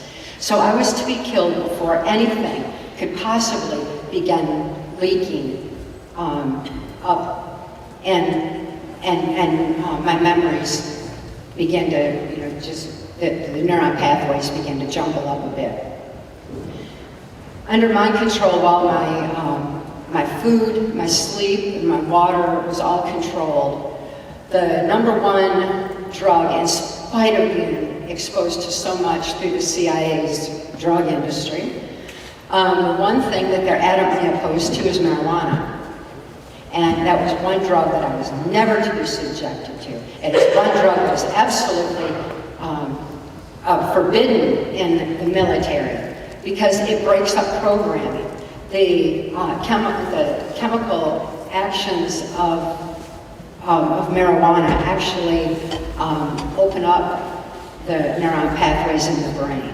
And that just totally wrecks the programming. It's kind of like, wow, people get that, wow, mind expansion kind of feeling with marijuana, is because it's actually opening up neuron pathways in the brain, and they're finding all kinds of healing applications for it.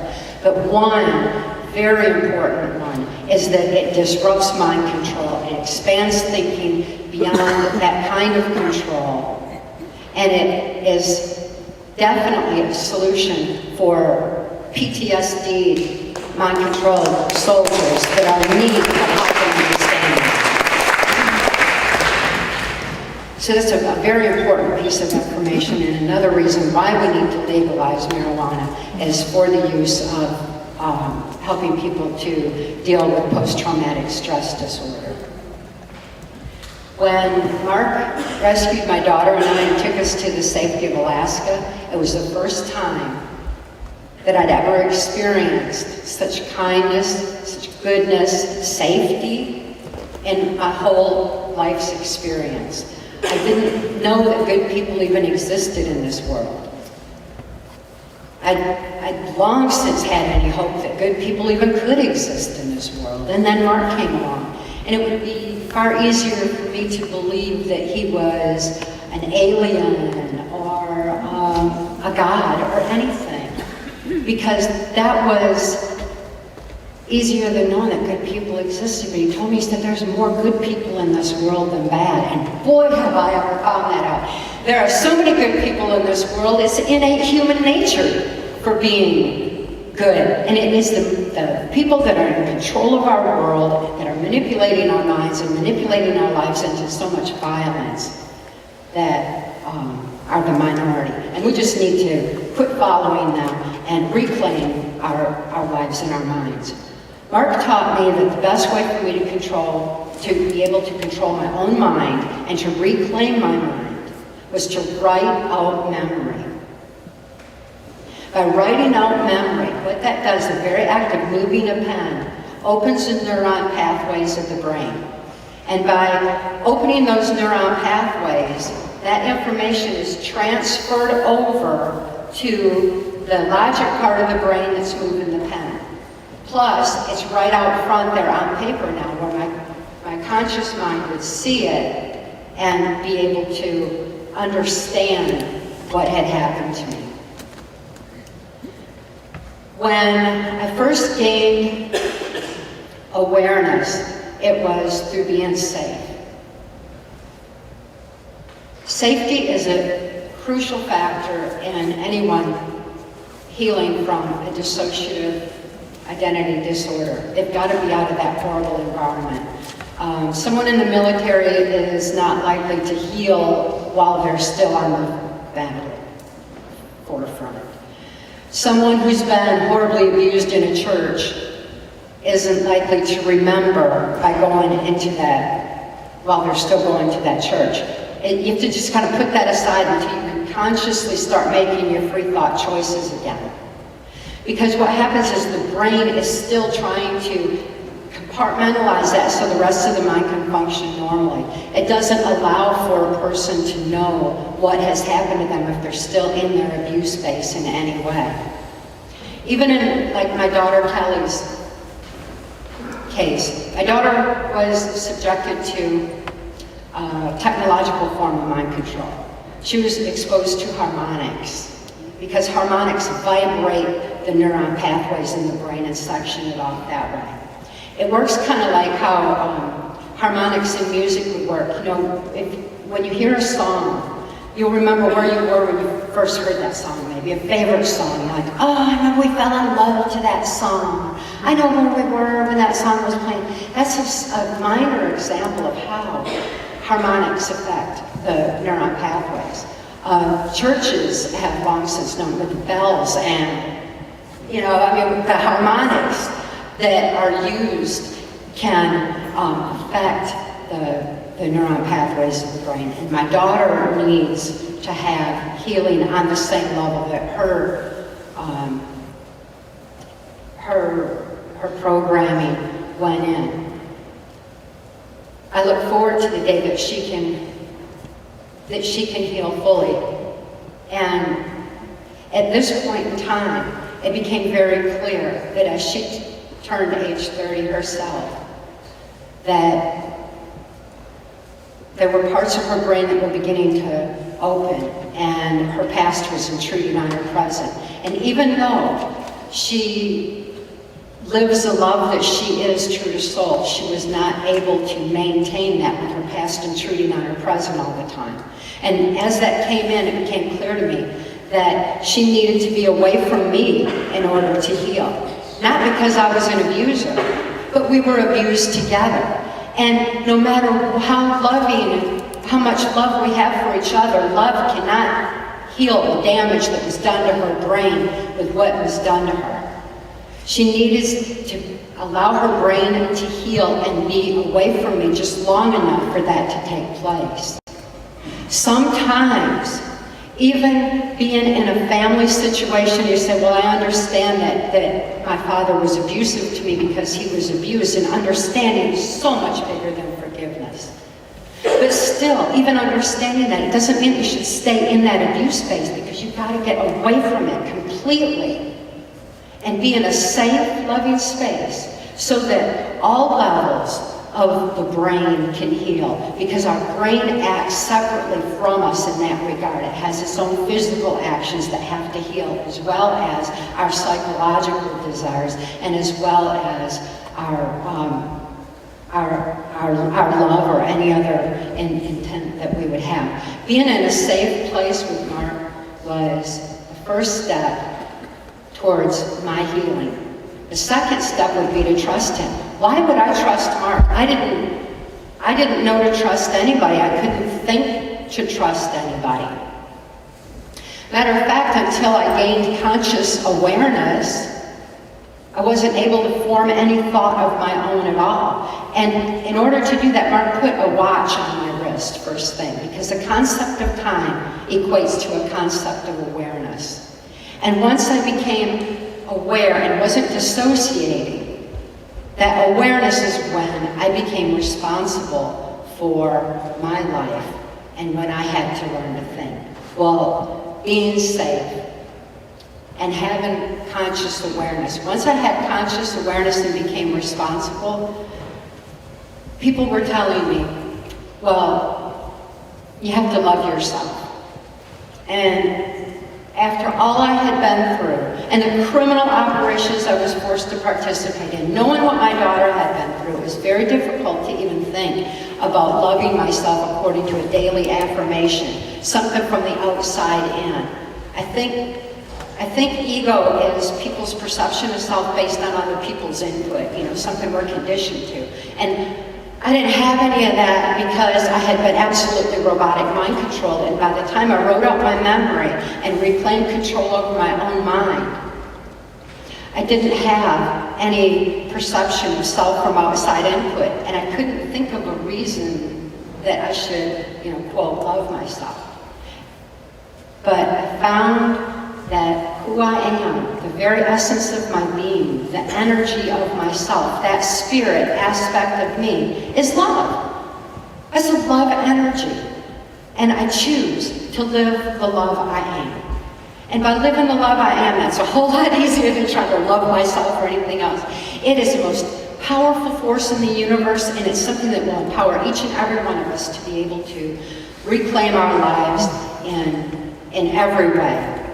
I'm so fortunate to have been able to write out my memory, the powerful tool that Mark taught me, and to be able to learn to think for myself.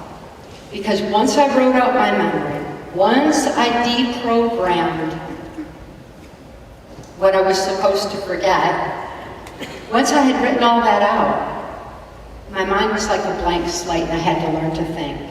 And I had to push. I had to think past perceptions. I had to think past what I had been subjected to. I had to learn to think further and consider all angles. And each and every one of us needs to do that every day. When we look at the news and we see the horror on it, let's look beyond that. What else do the people in that country do? Expand your thinking. Learn to think further.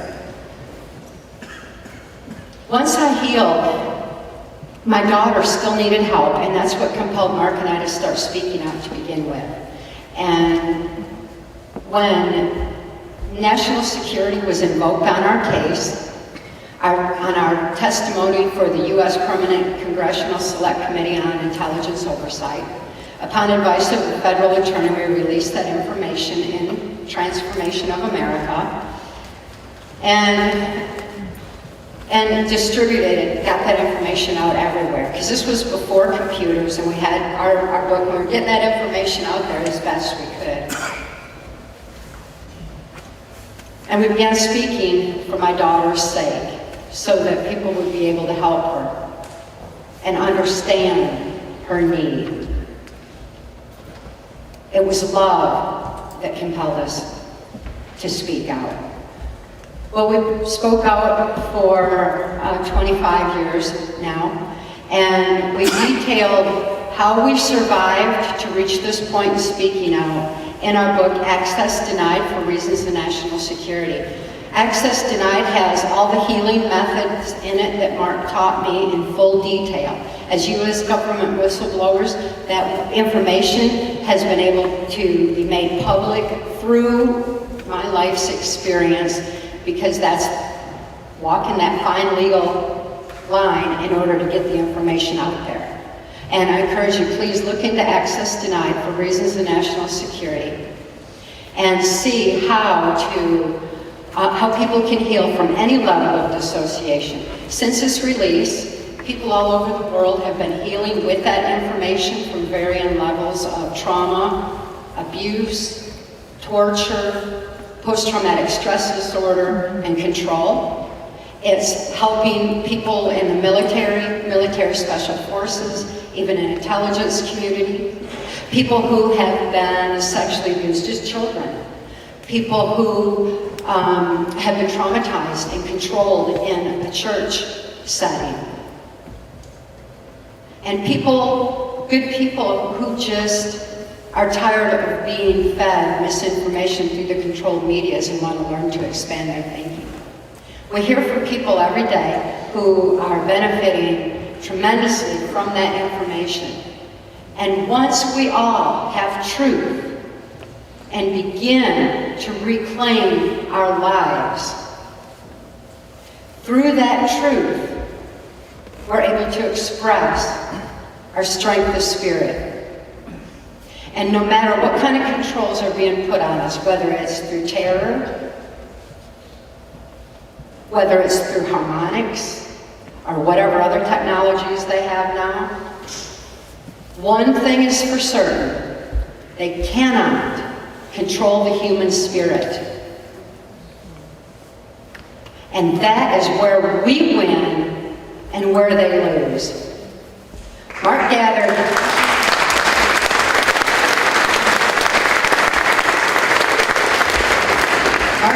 his strength of spirit, and Roseanne has been certainly living hers for years and years and years. And I encourage each and every one of you to do the same, because truth indeed makes us free. And truth is the first step towards a necessary positive change that we need to see in this world. Please take this truth and spread the word. Thank you so much for coming out.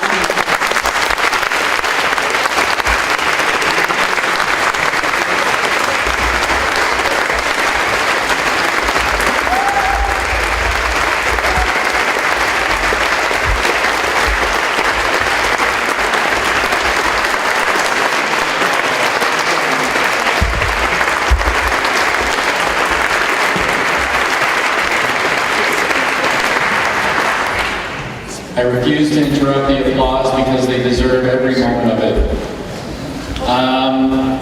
Just to let everybody go out and have a bathroom break, a cigarette break, a medical marijuana break. You want to do some yoga, some vaping, rock a G-pen, whatever you got to do it. Just make sure you hold on to your tickets. Try to be cordial and to come back to the seat that you were originally in, otherwise it'll be chaos. Give it about 10 minutes. Again, hold on to your tickets. We'll need to see them on your way back in. We'll do the Q&A, and then we'll do the meet and greet where you can interact with the guests, get some signatures, some photos, and stuff like that. Thank you, everybody.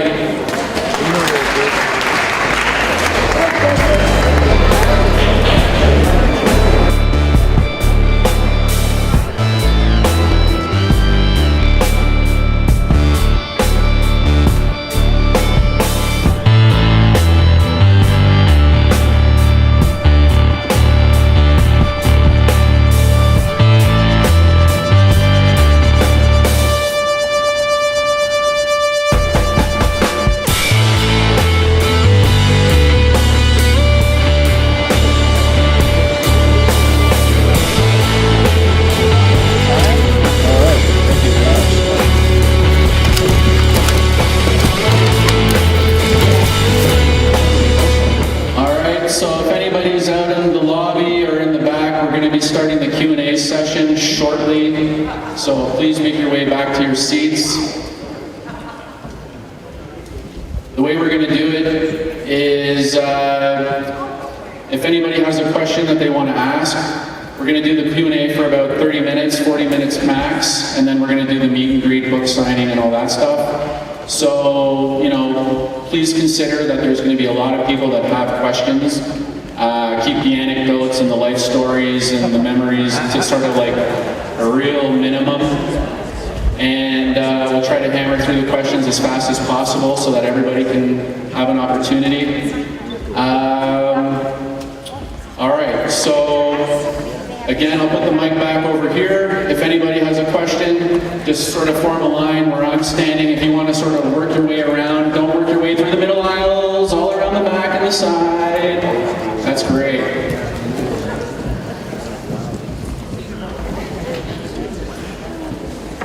And I guess if you have a question, just say your name. If you're from out of town, you mention where you're from. If you're from Toronto, just say T.O. And then quick question. Thank you very much. Bill from T.O. I was interested in some of the comments about particular American leaders, such as Ford and the two Bushes and Cheney. And it seemed as though you were suggesting that one or perhaps all of them have been subjected to mind control themselves. I wasn't sure about that. And associated with that is all of those people were involved with Yale University, which appears to me to be the most central CIA institution. And I wondered if any of you could make a comment about that. Thank you for that. And the clarification on that is so important because only Bush Jr. was mind controlled, and the others are mind controllers. And it's just a small handful of criminals that have been behind the scenes of the U.S. government for decades. And they took over with the Kennedy assassination, and they're still in place today for the most part, and it's got to stop. And as they die off, though, we need to understand mind control and that kind of an agenda, and check who's coming out of Yale, and make sure we don't elect more of the same, or be told that we elected more of the same.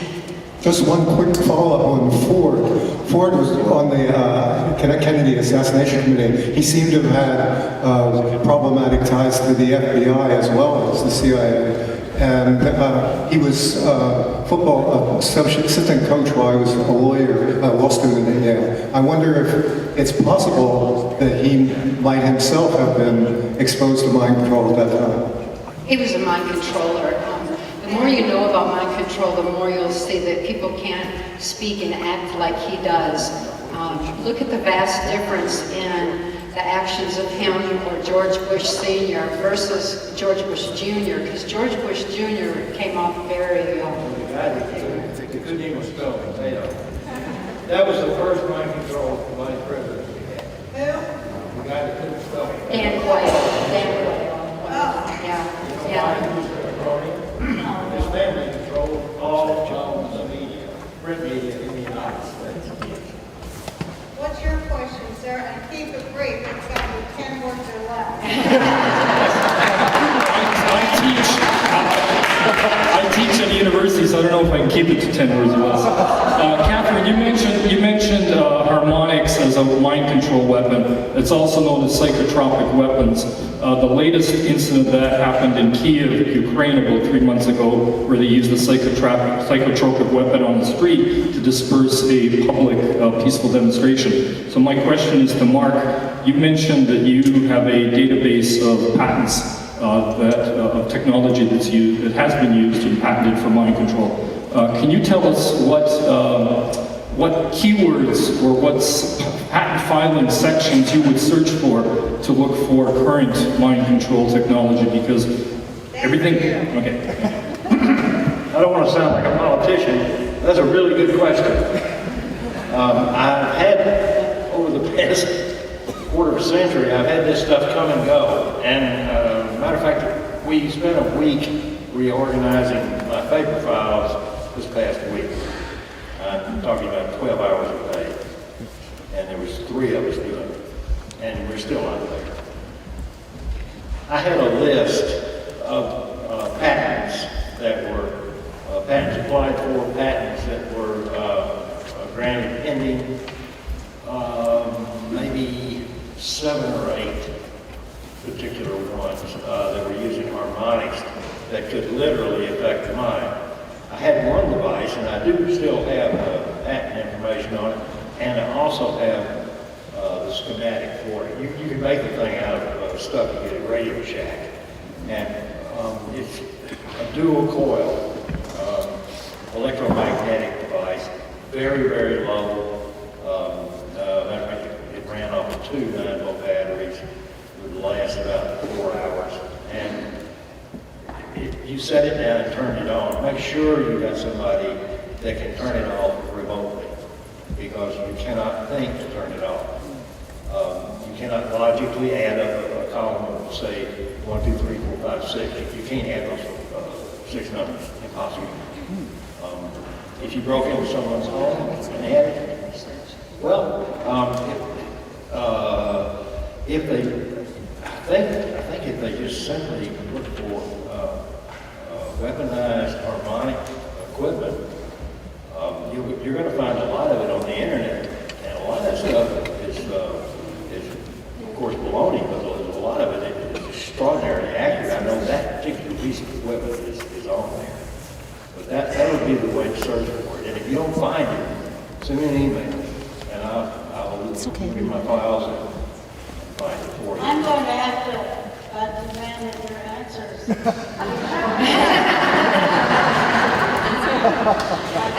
I encourage everybody to keep asking the questions too, because when I mentioned to Kadena that HARP had been turned off, that the U.S. government turned HARP off and are dismantling it, her first question was, well, what do they have now? Yeah. And that, let's keep asking the questions and keep looking. Can I ask that question? Do you know what do they have now? Don't know. I tell you what I do know is that HARP didn't file for a budget last January, and when they didn't file for a budget last January, there were some intelligence guys that I still know that work in Alaska that were involved in overseeing the packing up of all that equipment, and they got into it with the Alaska University, because Alaska University had a lot of collateral equipment in there, and they just took it too. But they shut it down, not just that place, but they shut HARP down around the world. They have this place, I can assure you, it makes HARP look like a stone-made beast. I have two questions. One, all right, so this is for Kathy. Being involved and being subjected to what you were subjected to since being young, how were you able to facilitate having a child with whom, and everything from like the gestation period and then the child being born and raising that child within the context of what you went through, how was that possible? It wasn't. I was impregnated so that my child would be raised in the project, and she was, that was the ultimate control over me, because my maternal instincts kicked in with childbirth, and all I wanted to do was protect my daughter. So I did everything as though her life depended on it, because I'd long since, I have no fear of death, and I'd been tortured so much that didn't matter to me, but the life of my child did. So that was the ultimate control, and it was used that way. It was a profound moment when she and I had the realization that while I was doing everything as though her life depended on it, they had told her that she had to do things so that I wouldn't be tortured. And it's just used that way. It's a very, very, very powerful form of control. Hi, my name is Stefan, and I work in the music industry. I'm a composer.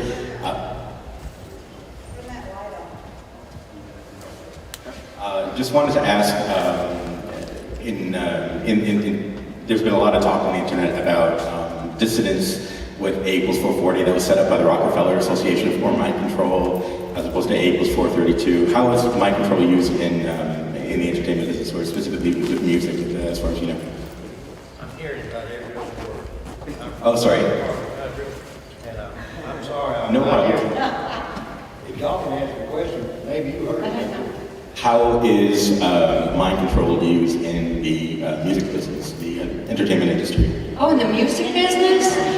Look, I'll answer. And is there something about the tuning when A=440 was brought on by the Rockefeller Association? Because there used to be all these different tunings, and some are more dissonant to consciousness, that kind of stuff. When I was growing up in the project, when I was still very, very young, the Jacksons were just coming on the music scene, and Michael Jackson was about the same age.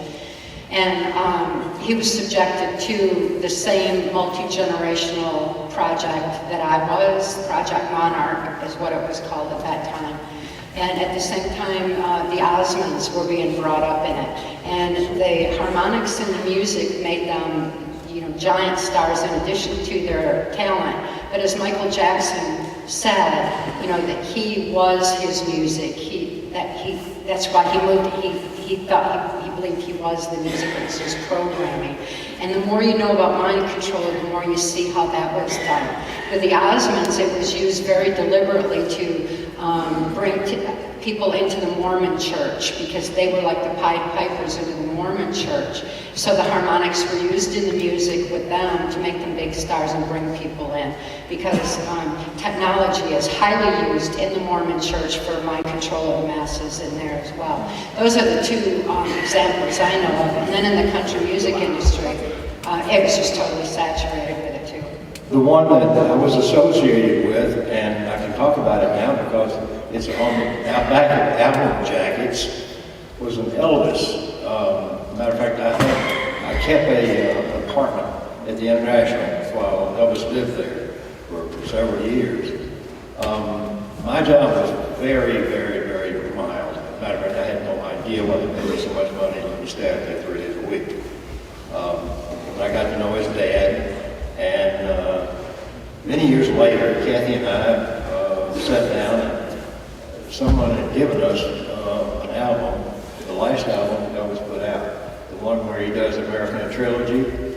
On the back of that album, it says it was a mysterious black van, an enormous van that was totally unidentifiable as far as being made by any particular company. It looked way into the future type stuff. It says what's peculiar about it were there were bundles of cable and men in suits that were showing their weapons. And they were guarding every inch of this thing, all the way as it went into the back,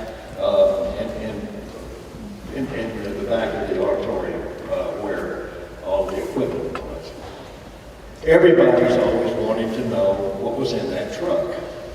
Well, I don't want to be trying to sedition, so I'm not going to tell you what was inside that truck. I'm just going to tell you that harmonics that were embedded over the top or underneath, that was his voice. At the time the audience was there, I was the guy taking pictures of the audience, of the ones who were clapping.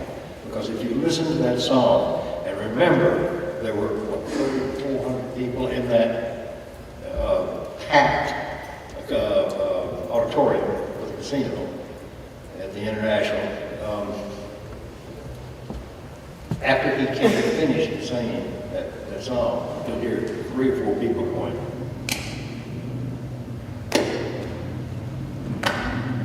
No cheering, no nothing.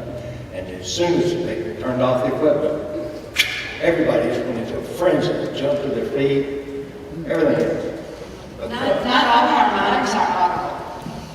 no, they're not all. They're not audible. I'll tell you how it works everywhere in the world, not just Hollywood, but everywhere in the world, women are forcibly impregnated through rape in families, and their children held for ransom by the particular psychopath who heads that household.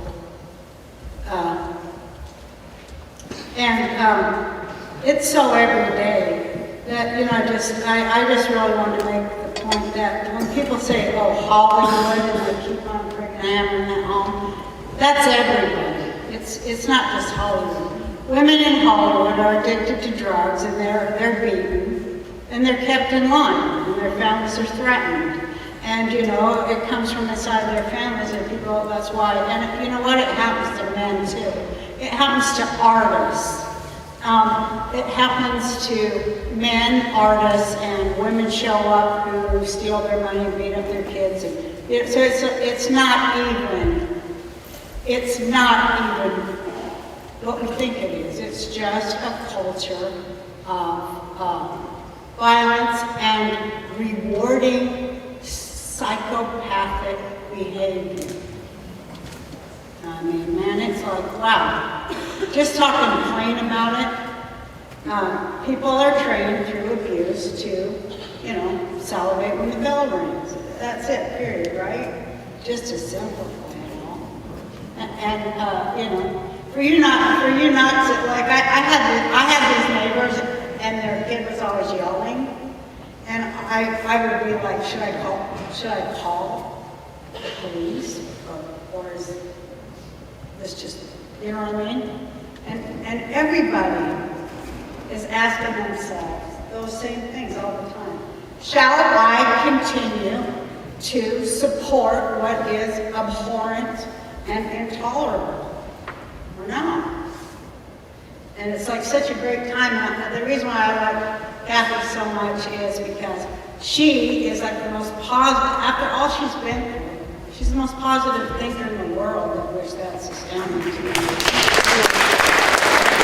But I always call her up and say, give me the good news. And we've done a lot of bitching tonight and whatever. Can I just have you tell us the good news right now before I have a friggin' nervous breakdown? Tell us the good news. Just for a minute. The good news is people all over the world are waking up.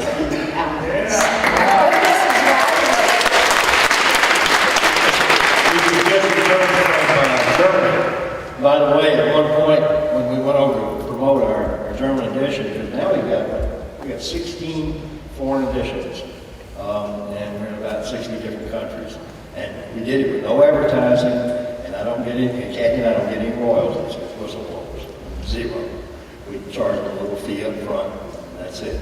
But we actually got to speak where Hitler, I got to use the same podium as Hitler did when he was addressing some of his elite SS troops.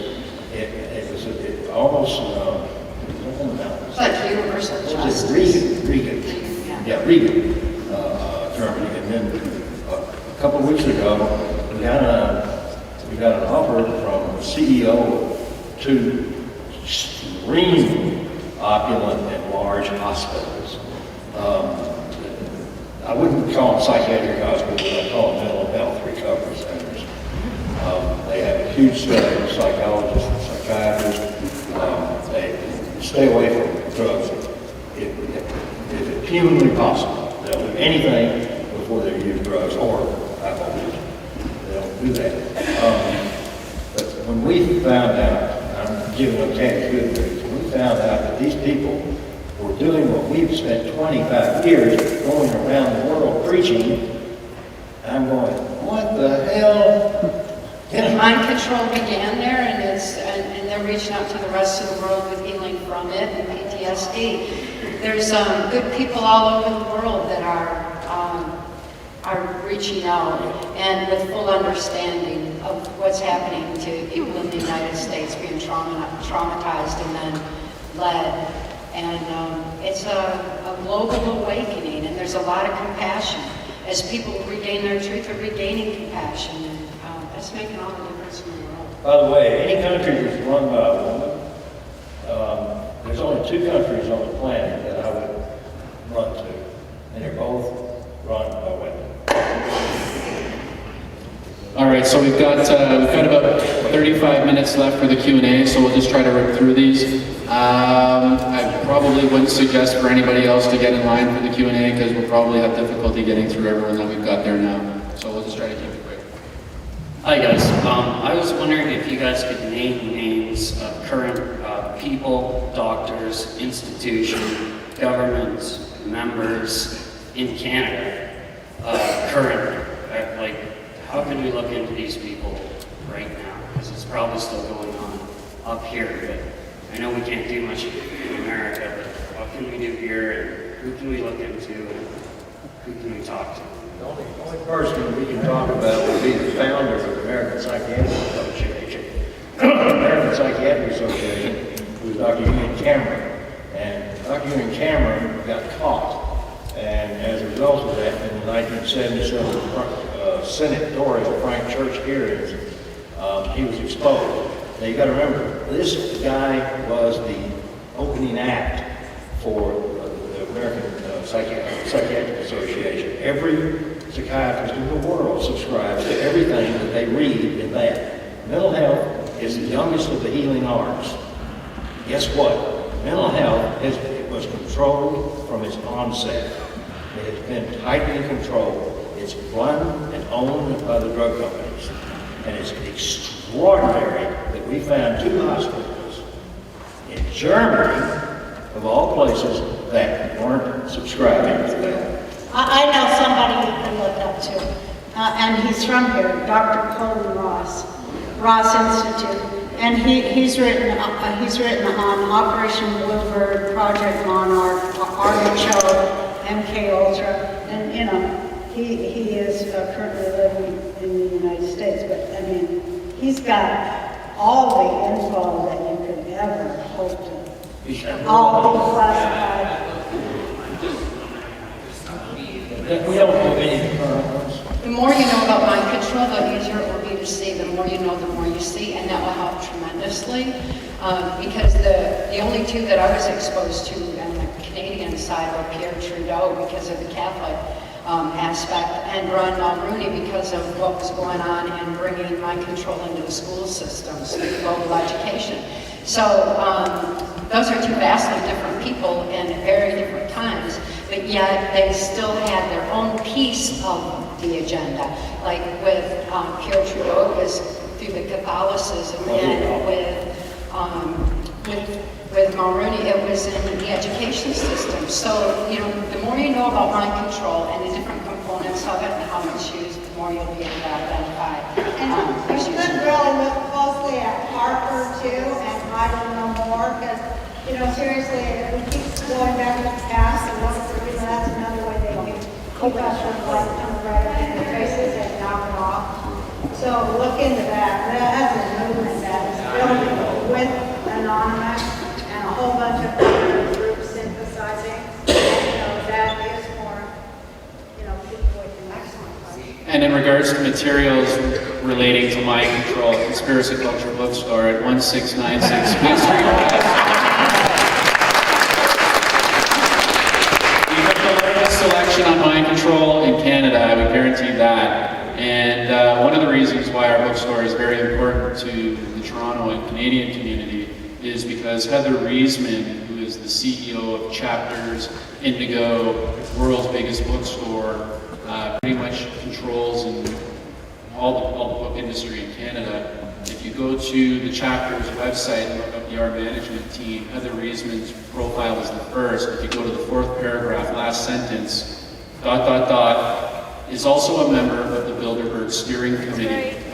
So here we have an individual who pretty much controls what Canadians have access to in regards to literature. In the back pocket of all these non-governmental organizations, these shadow groups, not just attending, but she's on the steering committee. So when you walk through Chapters Bookstore and you see what material is strategically placed throughout the shop, what material is completely void or missing, it is a psychological operation. They are not providing anything with a grain of salt, and you might as well subscribe to Oprah's Book Club. Thank you. If you want something,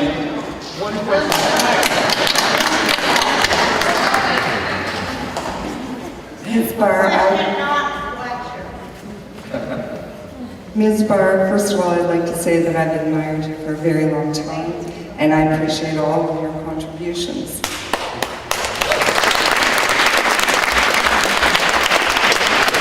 It's apparent that you understand the medical benefits of cannabis. I was wondering what your opinion on the highly concentrated extract, commonly known as Rick Simpson oil, is, and would you consider using it? What is it called? Rick Simpson oil?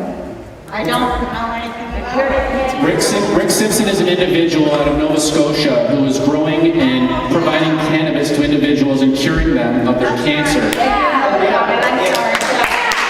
Canada wanted nothing to do with him. They basically threw him in jail and he started to deteriorate. He got out, got his medicine back, went to Holland as a political prisoner, and in Holland they named Rick Simpson Man of the Year. So here in Canada they're throwing him in jail, and in Holland he's the Man of the Year. Well, you know, we all know that it cures cancer, don't we? I mean, we've known that for a really long time. That it especially cures a lot of childhood leukemia, and of course they keep it from kids, but I mean, you know, a lot of people have known for a really long time that it loosens the tumor itself from, you know, the body and gets rid of it. It's like the greatest gift of God. It's such a gift of God. That's great saying it in the church. Thank you, God.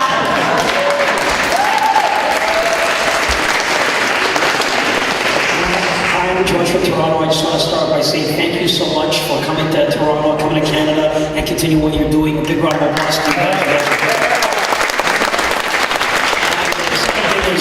When Patrick was showing us that you guys were coming, I was doing a little bit more reading on it, and a couple of keywords came up was handlers. And sometimes with the mind control comes handlers, where they put you with somebody who's handling and controlling you, if you want to add to that.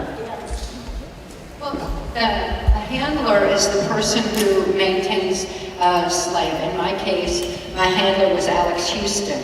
He was the one that Mark went into business with briefly and was able to see that Alex Houston had us under mind control. As my handler, Alex Houston would take my daughter and I in and out of Washington, D.C. as needed, in and out of the Caribbean or wherever drug operations were working, because he worked in the country music industry and it gave him a means of travel. But he was the handler. He's like the cover or the one that facilitates and takes a slave to and from certain places and makes sure that they're available for whatever. Is that like Pam?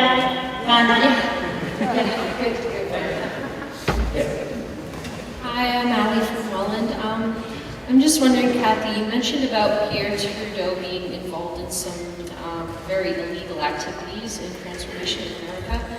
I'm just wondering if, in your opinion, Justin Trudeau is somebody to be very wary of because of his following and his activities. Either somebody to watch or someone to see if he's been subjected to control, because it could be a George Bush Jr. situation. The more you know, the more you see, and just learn more and more about mind control. I can't say anything beyond that because I don't know him personally like I did Pierre. Thank you guys for coming. I can say one thing about Pierre Trudeau that you can validate. Pierre Trudeau's wife, aside from him prostituting her to rock stars, and you'll find this out, suffered from a diagnosed disorder called multiple personality disorder. Guess why he had her as his wife? She was a slave. And that information is actually public. You won't see the word slave in there, but you're going to find out all the stuff that he had her do.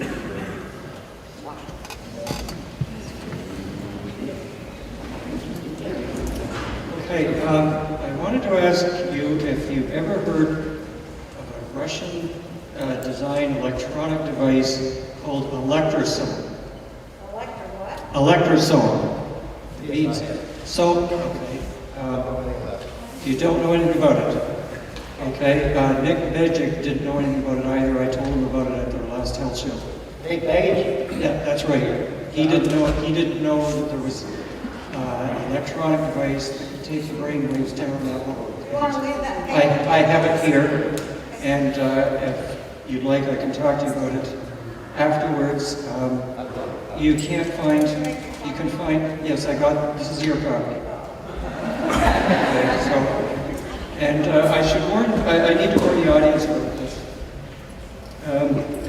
This device can put someone into such a profound sleep that 2 hours of sleep on this is equivalent to 8 hours of normal sleep. Okay, and this device is commonly used in hospitals in Russia. The FDA banned it. You can't import it, manufacture it, or even own one in the United States. And there's almost nothing about it in English on the internet. If you look it up, it'll be. Okay, thank you. Yeah, okay. But I have to warn people, this can cause brain damage. So don't go around with it.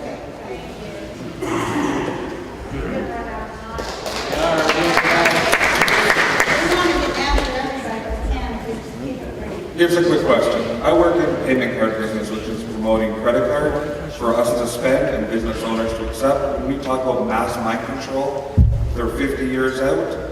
As all this information is coming out, would one of the final things be that cashless society? And your thoughts on that enough total mind mass control? cashless society, essentially, for mind control. There's cash is going away, iPhones, pay with your cellular devices.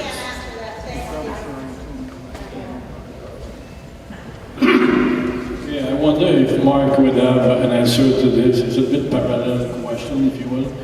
But what is the purpose of the chemtrail that we see in the sky now? Does that have a purpose?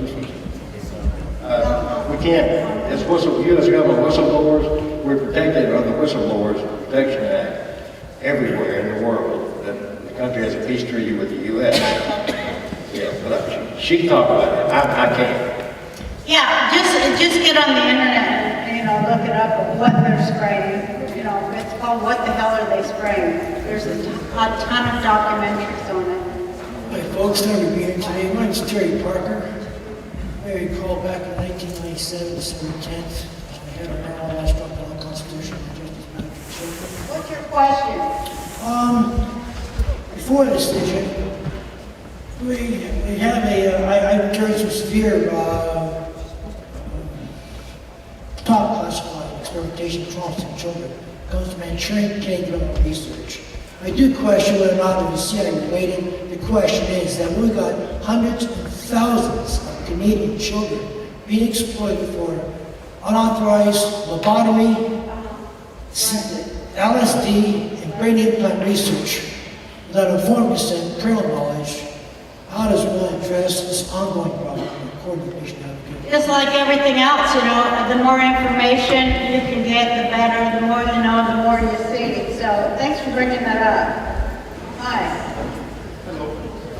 My name is Peter. Thank you, Kathy, Mark, and Roseanne for coming. I appreciate it.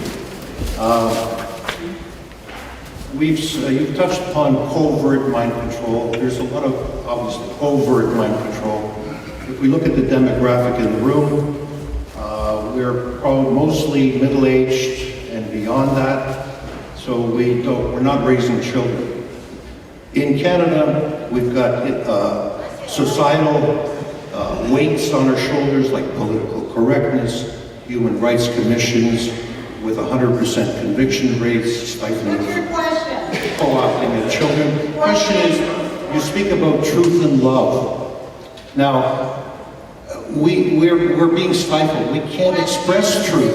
Can we ask your question if you don't have one? My question is, how would you advise us beyond a meeting like this? How would you advise us beyond voting for honest politicians to get this information? Yeah, okay.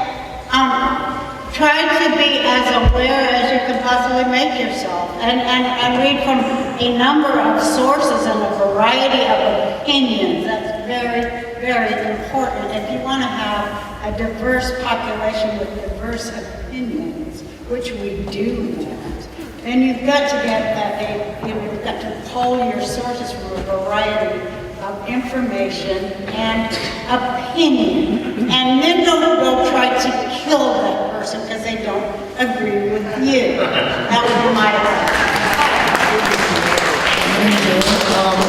I have a question. There's a lot of these symbols going on in the industry, like the 666 and the horns, and there's a lot of children going missing. And I've done a lot of research. Are these children being sacrificed in satanic ritual abuse? And are these symbols satanic in nature? Like, are the people in the industry satanic? Like, do they worship Satan?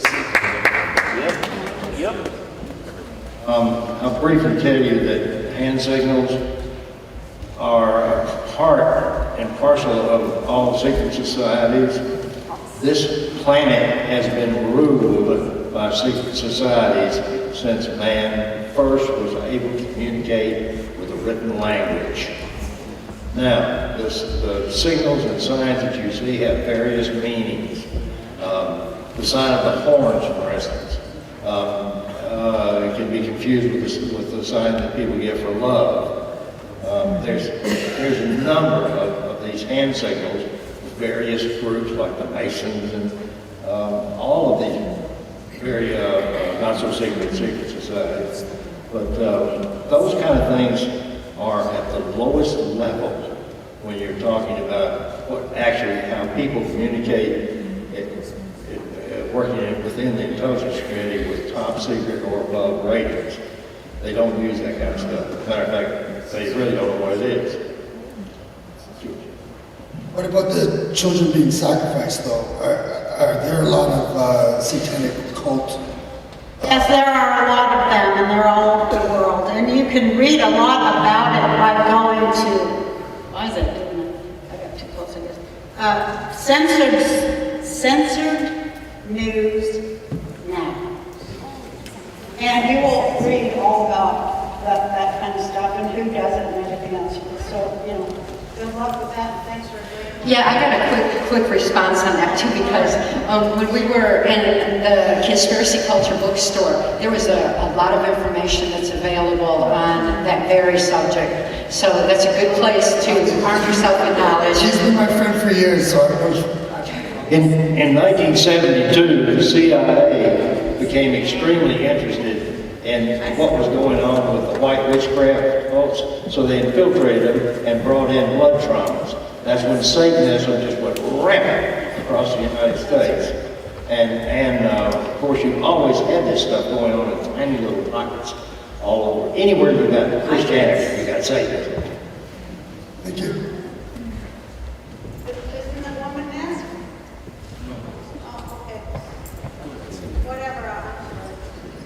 I don't have any questions. I just came up to say hi to Mark, and I know them from the last time you spoke here, and I'm so glad I could offer you my home.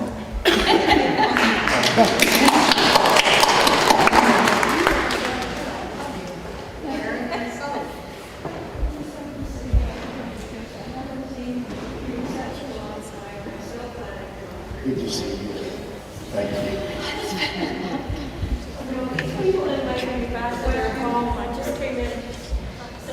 So since the powers that be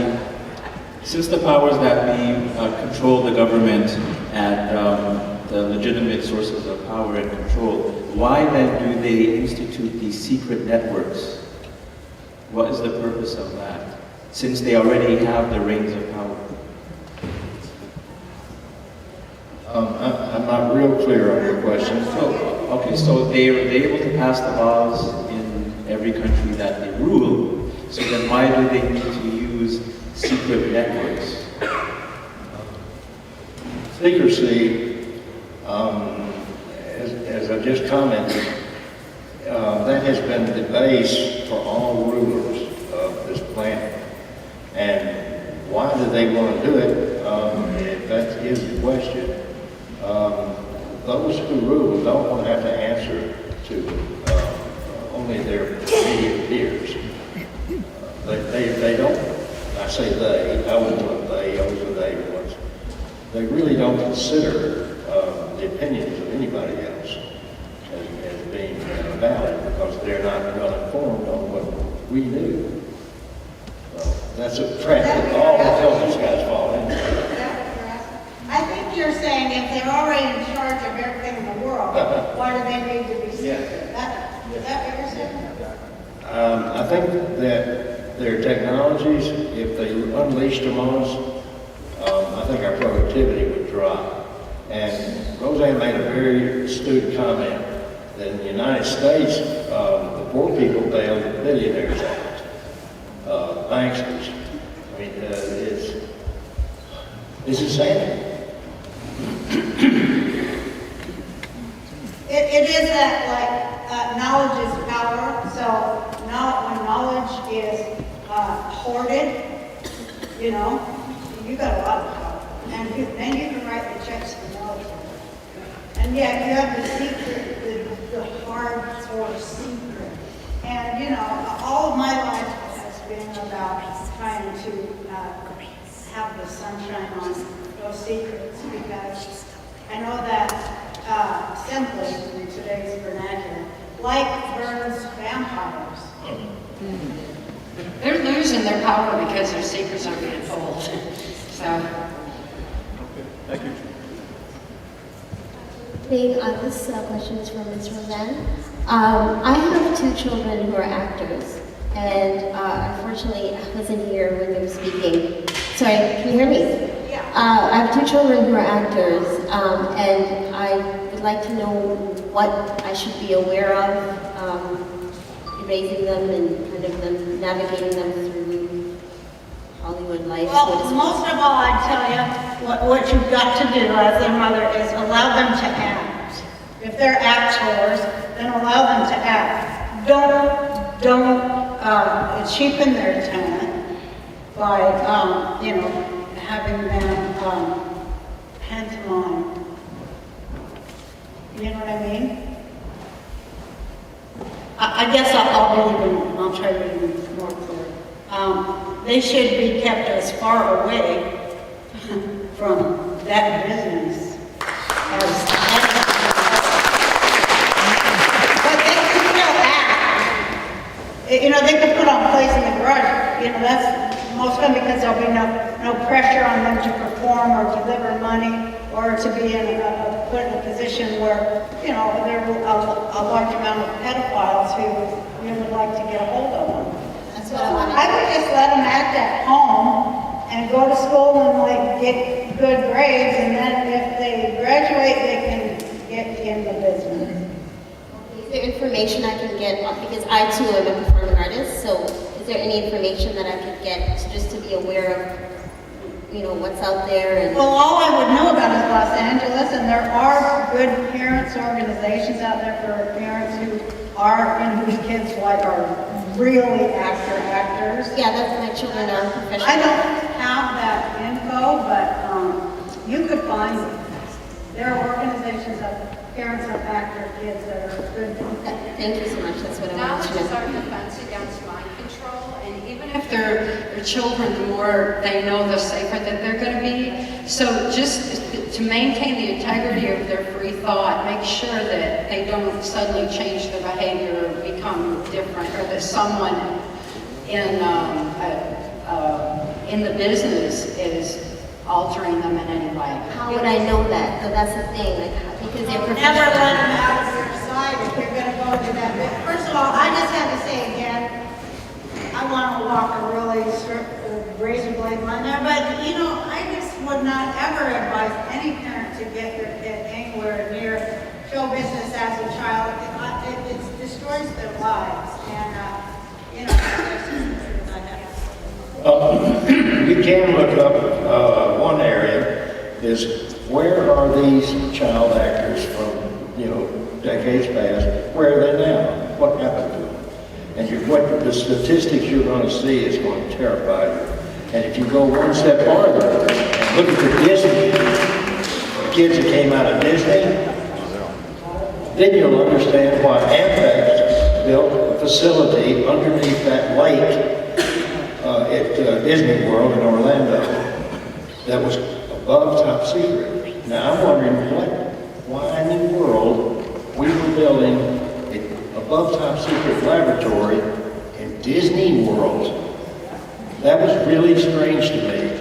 I'm telling you something that's been declassified. It is a fact. And why on earth would the U.S. military build the largest hotel right there on that lake? And it seems to me that if you listen real close, when somebody is awarded something, some military thing that you'll see, or even in the sports too, any place where there are cash cows, they will say, all I want is to go to Disney World. I've heard that so many times, and I'm thinking, why not anybody else hear this? So don't let them go to Disney World. No. Knowledge is our defense against mind control. Arm yourself with it, arm them with it, encourage them to live true to soul. And no space camp in Huntsville either. And they can go to that, what's that one website, that guy that we like? What the hell? The Disneyland stuff. Freeman TV. Oh, yeah. We'll look at that. Yeah. Freeman Fly. Thanks, Joe. Hi, good evening. Thank you. I have a question regarding more and more children being brought into foster care based on not the typical so-called abuse, but based on having illnesses and special needs. And then when the children get older, a lot of them having issues around remembering or recalling like abuse, or them using the fact that they're maybe not cognitively functioning at a higher level, and using that as grounds to say that they're not capable of remembering anything. So how do you have recommendations on helping a child who may not remember anything prior to 10 years old, who has an intellectual disability? You have already said so much, so many incredible words, and I'm really glad that you're here and that you said them. And I think you just know it all, and everything you said, everybody should look further into. Of course, psychopaths prey on the helpless. That's why they're effing psychopaths. That's what they are. And I would encourage you to look into Access Denied if you haven't read Access Denied, because it tells of my daughter's journey through the mental health system and changes that have been made in the system because of the high-profile case that she had, in order to just help protect these children. Thank you. Just wondering, do entertainers have handlers that trigger them into alternative states before performance? Yes, absolutely. Okay, and one question, because this may be a really stupid question. Do you ever remember being taken off the planet? Was I taken off the planet? Or do you know anything? Oh, I probably would like that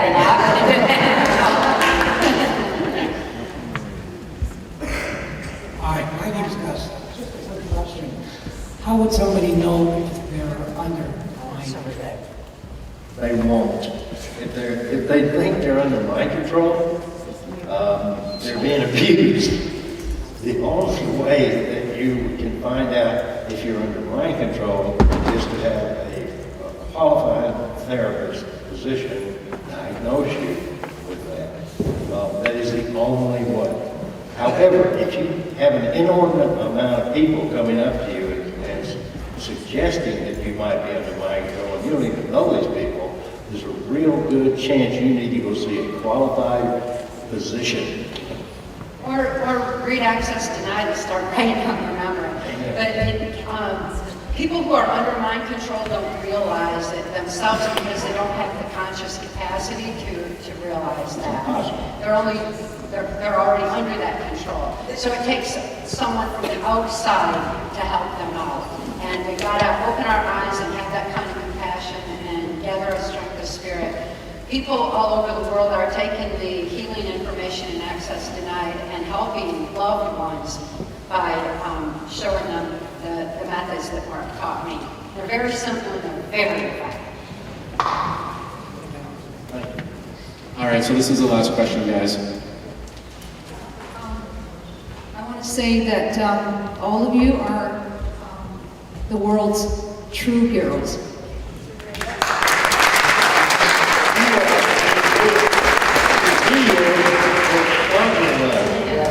Without you all, we're all heroes. And I understand that one thing resonates with all of you is that we have to raise awareness and keep telling your story. There's only one problem with that. I told my story. I spoke about chemtrails and I got Baker acted in February. You got what? I got locked up in the psych ward. Oh yeah, I'm gonna do that too. Now, it didn't stop there. My brother who did this to me sent police after me 4 times. Baker acted me. Put me in the psych ward on false allegations. And the problem is there's no coalition or even a public fund to help me with this. This happens all over the world. And, this used to be a problem that was confined to third world countries like Haiti. But now it's everywhere. And it's pervasive. I'm not any authority to tell you what to do. Well, I'm basically under siege in this country because they have dangerous lies on file So I can't leave the country because I can be harassed. Even a cop, he can pull up my license and see all this information. So I'm basically screwed. I'm under siege. And I'm the daughter of a World War II man. My dad worked for the Americans, and he was captured by the Germans and escaped execution. He fought against tyranny. He worked under Lieutenant William Matthews. And now his daughter, the day after I buried my dad in February, I'm fighting against tyranny. And this is the problem, is you can speak out about this, but you can be locked up. It happened to me. I'm a law-abiding citizen. I've been here since '67. It happens to people all over the world, and has happened forever all over the world. A particular class, color, it's very particular, and point of view.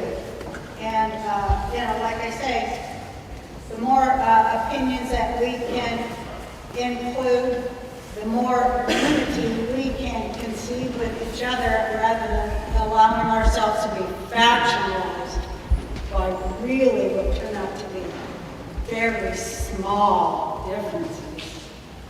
Because that's mass mind control. The more we can look at the person next to us and feel that we can trust them, that would go a long way toward breaking a lot of things. Mark and I have walked a fine line as whistleblowers, and it hasn't been an easy time to be able to maintain our balance and not be locked up for speaking truth. So knowing the law is essential, and disseminating information vastly where other people already know the truth is going to make you one of many instead of just one by yourself, and will help in a situation like that. The fine line that we walk as whistleblowers is detailed in Access Denied, so that it will empower others to speak out and stop what has happened to you, as well as provides information for anybody that has been traumatized like you have been, to be able to write that out and move forward with life. I want to say one thing about mental illness and women in mental illness, or all people in mental illness, but it seems to be more. It seems that the data suggests more women are victims of it. But somebody like, speaking about the entertainment industry, somebody like Amanda Bynes, who is if you go to Freeman TV, read about programming and children in the entertainment industry. And then, in their meltdown, after they get on a lot of drugs, it's just all like they do. It's the same thing over and over. Amanda Bynes was like this woman who just, where'd she go? But they took Amanda Bynes too, and once you get the diagnosis of schizophrenia, you really are, they call it a candidate for horrendous abuse, from electric shock to anything. This happens, and it happens all over. And it happens to a lot of little girls who just wanted to be actors. And right now, another person who's disappeared in the United States is Paris Jackson. And they say she's in rehab, and then other people say, well, she got the schizophrenic diagnosis. That's hardcore stuff. And we really have to be very aware of mental health and the treatment for people with mental, illness. And that's the first thing that's getting cut all the time. That's what I'm saying. They're activating the mentally ill to be the ones who show up and turn the guns in schools or wherever. And they're always on psychotropic drugs too. So this is not. This talk about conspiracy. This is no accident either. And Kathy. Well, I wish you'd talk a minute about how.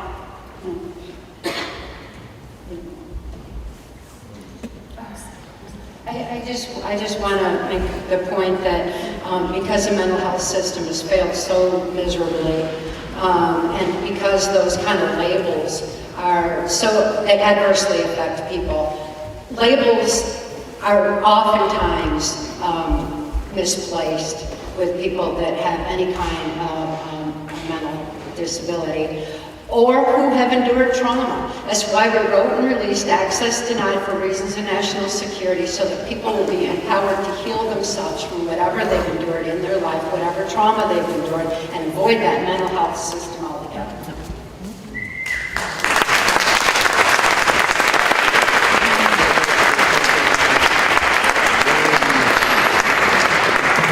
All right, guys, before anybody gets up, I just want to make one comment. Instead of everybody bum rushing the desk, we're going to try to do it as organized as possible. So similar to the wall where everybody lined up to ask a question, if we can just get the people lined up there, and when we call you from that section, because we got to, if you can just kind of line up against the back wall, we'll just take you guys one at a time just to sort of like speed through this.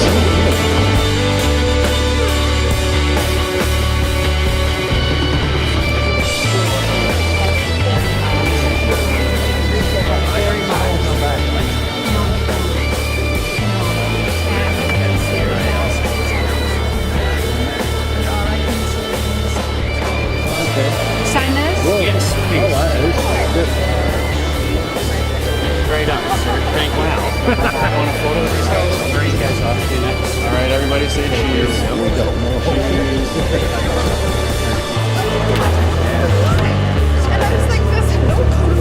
Thanks a lot.